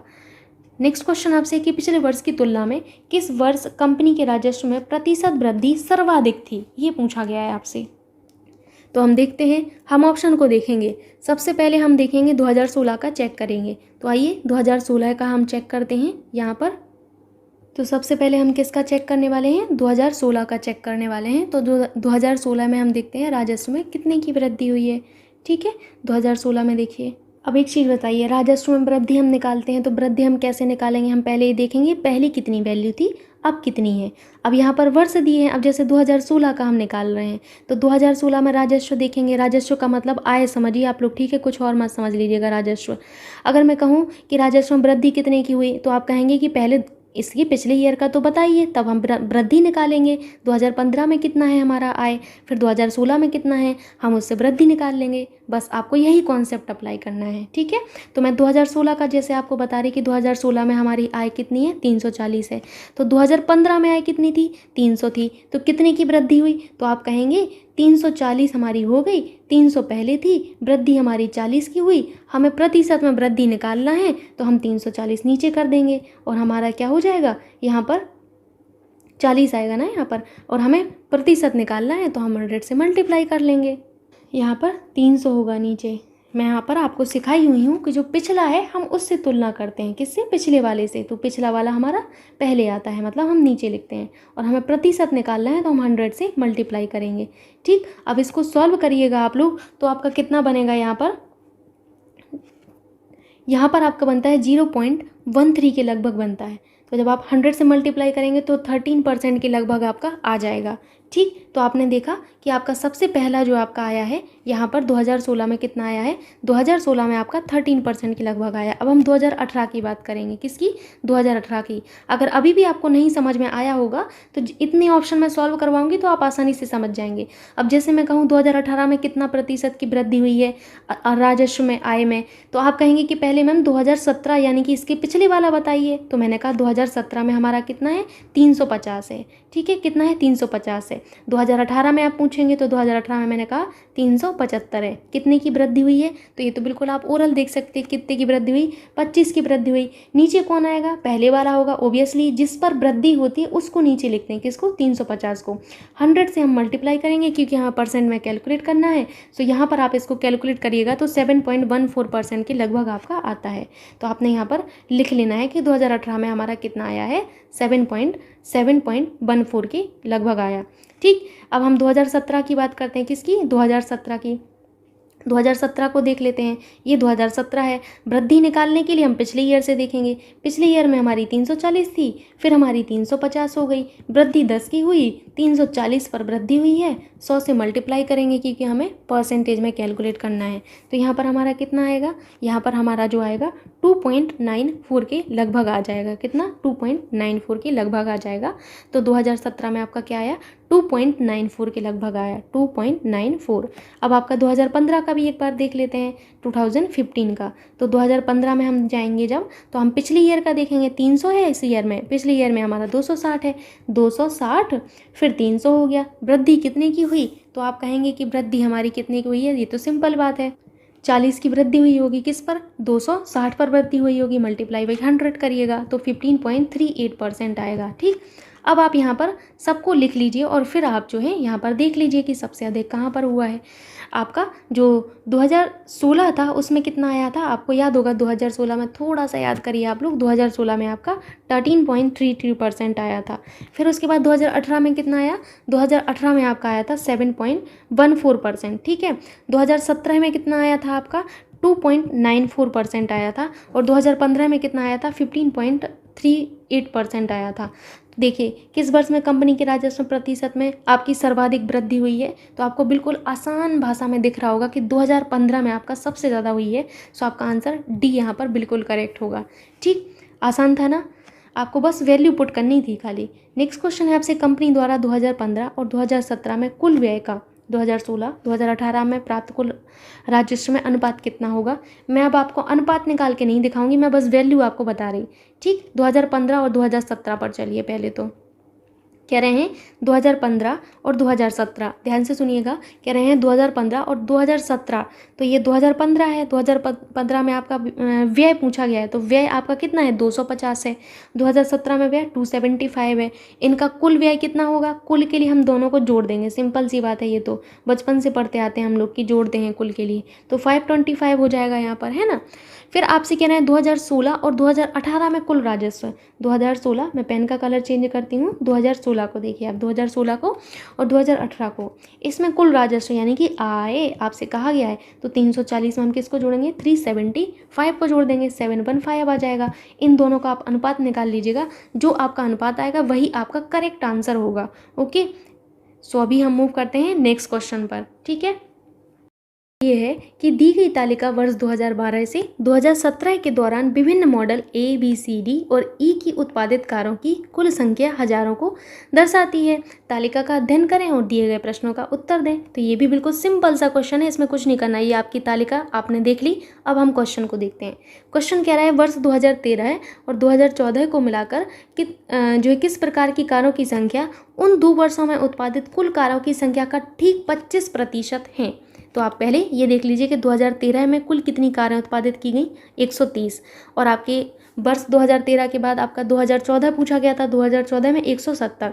इन दोनों को जोड़ दीजिए, इन दोनों का जोड़ कितना हो जाएगा? 300 होगा। 300 का 25% ये पूछ रहे हैं, तो आपका कितना होगा? 75 होगा। यानी कि आपको ये देखना है कि इन 2 वर्षों में किस में, ए में, बी में या सी में या डी में, इन 2 वर्षों में, इन्हीं 2 वर्षों में देखना है आपको। 2013 2014 में आपका योग 75 आना चाहिए। ठीक, तो हम देख लेते हैं। हमें देखना है 2013 वाले कॉलम में और किस में? 2014 वाले कॉलम में देखना है, और हमें ऑप्शन में देखना है। ठीक, तो आपको पहला ऑप्शन डी दिया गया है। कौन दिया गया है? डी। जोड़ लीजिए। डी में कितना है? 40 + 35 कितना होता है? 40 + 35 4 3 7, यानी कि तो 75 ही हो गया। तो ये पहले ही ऑप्शन आपका मैच हो गया, है ना। तो अब आपको मेहनत ही नहीं करनी पड़ी, डी ऑप्शन करेक्ट है। नेक्स्ट क्वेश्चन आपसे है कि वर्ष 2015 में उत्पादित किस प्रकार की कारों की संख्या उस वर्ष में उत्पादित कुल कारों की संख्या का ठीक 20% है। तो हम 2015 में उत्पादित जो है कारों की संख्या देखते हैं। आइए देखते हैं। बिल्कुल सिंपल सा क्वेश्चन है ना। कुल कार आपकी कितनी है? 100 है। अब कह रहे हैं 20%, 100 का 20% तो 20 ही होगा ना, है ना, 20 होगा। अब कह रहे हैं कि 2015 में उत्पादित कार, आप देख लीजिए भाई 2015 में कौन कौन सी इतनी कारें आपकी उत्पादित हुई हैं। तो किस में आपका जो है आपकी 20 कारें उत्पादित हुई हैं। बिल्कुल देखिए प्यारी आंखों से देखिए, इसी में ई में बस आपकी जो है 20 आपकी जो है उत्पादित हुई हैं। तो ई वाला आपका बिल्कुल करेक्ट हो जाएगा। सो आपका बी ऑप्शन करेक्ट है। नेक्स्ट क्वेश्चन है वर्ष 2016 के संदर्भ में वर्ष 2017 में किस तरह की कारों के उत्पादन प्रतिशत में सर्वाधिक कमी दर्ज की गई। ठीक, तो हम देख लेते हैं भाई किस में आपकी कमी दर्ज की गई है। हम यहाँ पर चलते हैं। कह रहे हैं कि 2016 के संदर्भ में वर्ष 2017 में आपकी प्रतिशत कमी पूछी गई है ना। तो पहले हम ऑप्शन को देखते हैं कि हमारा पहला ऑप्शन कौन सा है। पहला ऑप्शन आपका जो है सी वाला है। ठीक, तो हम पहले सी को चेक कर लेते हैं। ये हमारा सी रहा। ठीक है। सी में कौन सा, 2016 और 2017 को आपको टारगेट करना है। किसको, 2016 और 2017 को, यानी कि हमें इस वाले कॉलम को टारगेट करना। तो देखिए पहले आपका 44 हो रहा था 2016 में, 2017 में कितना हुआ, 40 हुआ। तो हम देखते हैं कितने की कमी हुई है। पहले 44 था फिर 40 हो गया, देखिए 44 था फिर 40 हो गया। आपने कहा कि 4 की कमी हो गई, लेकिन प्रतिशत में आपको निकालना है। तो प्रतिशत में निकालने के लिए क्या करते हैं, पहली वाली जो वैल्यू है जिस पर आपकी कमी हुई है हम उसको नोट करते हैं और परसेंटेज के लिए हम 100 से मल्टीप्लाई करते हैं। तो यहाँ पर 9.09% आएगा। कितना आएगा, 9.09% आएगा। तो आपने कहा कि यहाँ पर हमारे इसमें जो सी में हमने किया है 9.09% आया। अब हम ए में चेक करते हैं, आइए ए में हम दिखाते हैं आपको। ए में देखिए 2016 और 2017 वाले कॉलम पर अपना फोकस करिए और आपको ए में देखना है। ये ए पहले 36 था फिर 12 हो गया, देखिए तो यहाँ पर तो बहुत ज़्यादा कमी हो गई। तो बिल्कुल आप ये ऐसे क्वेश्चन है जिनको आप आसानी से बता सकते हो कि देखिए यहाँ पर 36 था फिर 12 हो गया, तो सबसे ज़्यादा कमी तो यही नज़र आ रही है आपको। तो कितने की कमी हुई, यहाँ पर 24 की कमी हुई। लेकिन प्रतिशत के लिए हम जो पहली वैल्यू है जिस पर कमी है या फिर जिस पर अधिक होता है उसको हम नीचे लिखते हैं, 100 से मल्टीप्लाई करते हैं। तो यहाँ पर 66 दशमलव कुछ कुछ आएगा। सो आपको यहाँ पर लिख लेना है आपका कितना आया, 66 दशमलव कुछ कुछ आया। ई में देखिए भाई, ई में देख लेते हैं हमें फोकस करना है 2016 और 2017 पर, और हमें ई में फोकस करना है। तो पहले तो 50 था फिर 28 हो गया। तो आप देख लीजिए प्रतिशत में कितना है, कितना आएगा, कमी कितने की हुई, 22 की कमी हुई, 50 पर कमी हुई है, मल्टीप्लाई बाई 100 होगा तो 44% आ जाएगा। ठीक, सो ये देख लेते हैं हम 44% हम लिख लेते हैं अपना, कितना आया है यहाँ पर हमारा 44% आया है।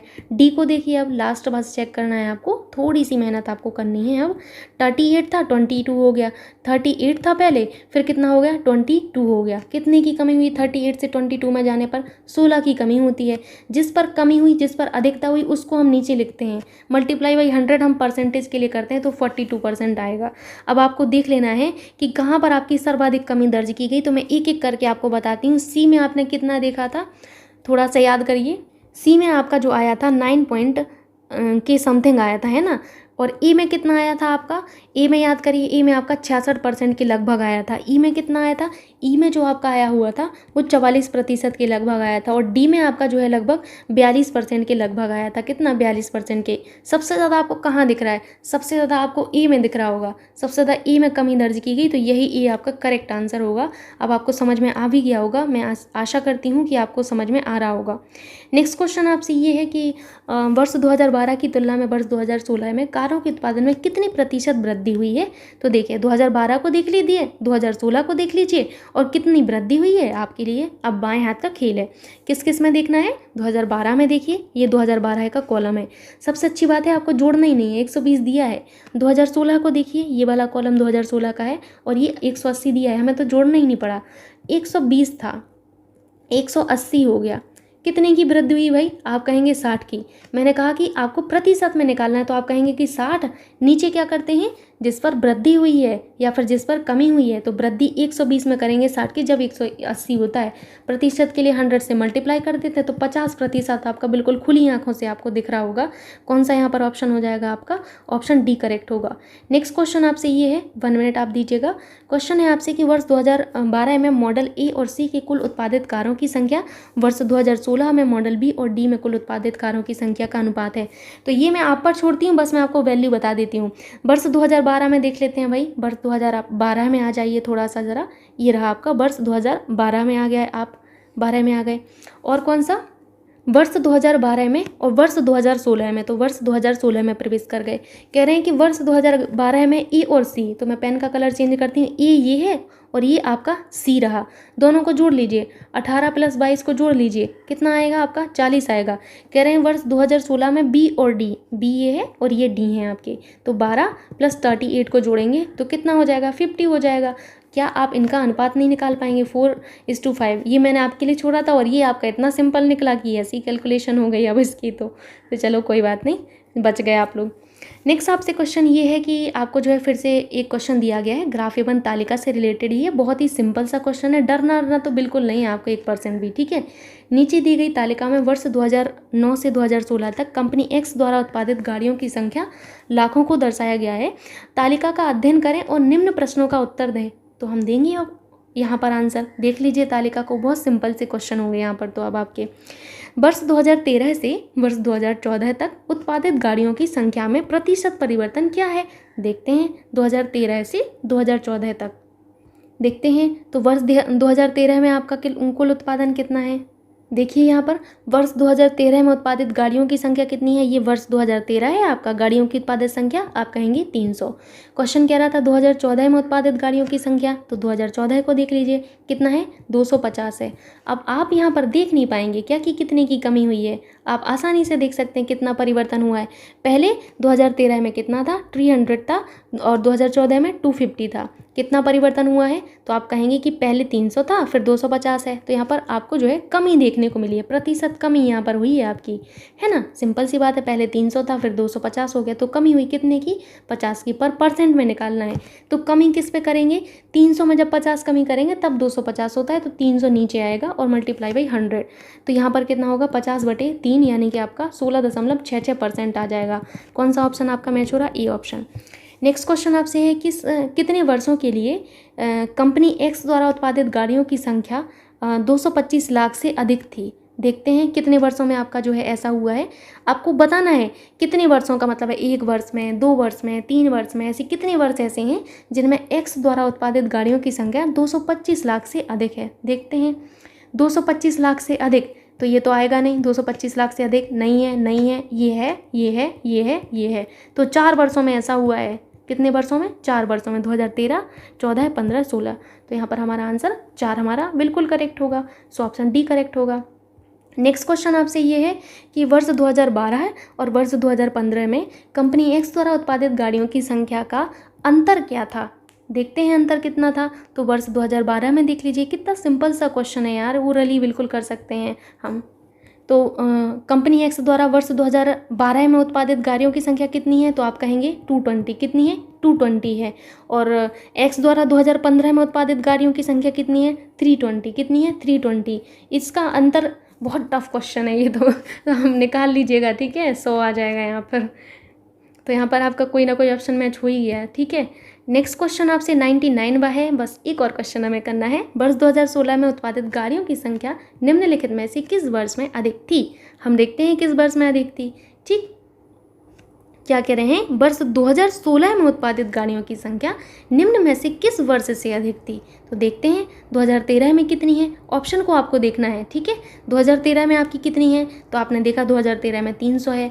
कौन कौन से आपको दिए गए हैं ऑप्शन, एक बार देख लेते हैं। 2013, 15 और 14, 2013, 15 और 14, 2013 300, 2014 250 और 2015 320, और ये आपका 2016 का 300 है। ठीक, तो बताइए किस वर्ष से आपका जो है उत्पादन अधिक किया गया है? तो आपका 300 से, तो देखिए 2016 में जो उत्पादन किया गया 2016 में वो 2013 के बराबर है, और 2014 में जो उत्पादन किया गया है उससे आपका कम है ना, बाकी इससे तो ज़्यादा ही है। तो आपको क्या होगा आंसर, 2014 वाला आंसर आपका करेक्ट होगा। सिंपल सी बात है ये तो आपको यहाँ पर कौन सा आंसर करेक्ट करना है, 2014। ठीक, नेक्स्ट क्वेश्चन जो कि आपका लास्ट क्वेश्चन है, सिंपल सा है। वर्ष 2009 से 2016 तक कंपनी एक्स द्वारा उत्पादित गाड़ियों का औसत संख्या होगी। तो अब ये आप आसानी से कर सकते हैं, इतने क्वेश्चन आप कर चुके हैं कि आप औसत आसानी से निकाल सकते हैं। सबको जोड़ लीजिए, इन सबको जोड़ लीजिए, पहले जोड़िए इनको। लास्ट में आपके सबके 0 हैं तो 0 लिखिए। 8 और 1 9, 9 और 2 कितना होता है, 11, 11 और 5 कितना होता है, 16, 16 और 2 कितना होता है, 18, 18 का 8 हो जाएगा, हासिल का 1 होगा, 2 और 1 3 और 1 4 5 6 7 8 9 10 11 12 13 14 15 16 17 और 1 18, यानी कि 1880 आ गया। कितनी आपकी एंटिटी है, 1 2 3 4 5 6 7 8, 8 से हम डिवाइड कर देंगे तो आपका कितना आ जाएगा यहाँ पर 235 आ जाएगा। कितना आएगा, 235 आपका आंसर आ जाएगा। सो आपका करेक्ट ऑप्शन जो है कौन सा है, आपका ऑप्शन बी आपको यहाँ पर मैच हो रहा है। सो ये रहा आज का आपका प्रैक्टिस सेट। आशा करती हूँ आपको समझ आया होगा और अच्छा लगा होगा। बोलिए सत्यनारायण भगवान की जय। अब आपसे आशा मैं यही करती हूँ कि आप वीडियो को लाइक करना एंड शेयर करना ना भूलिएगा। Thank you so much.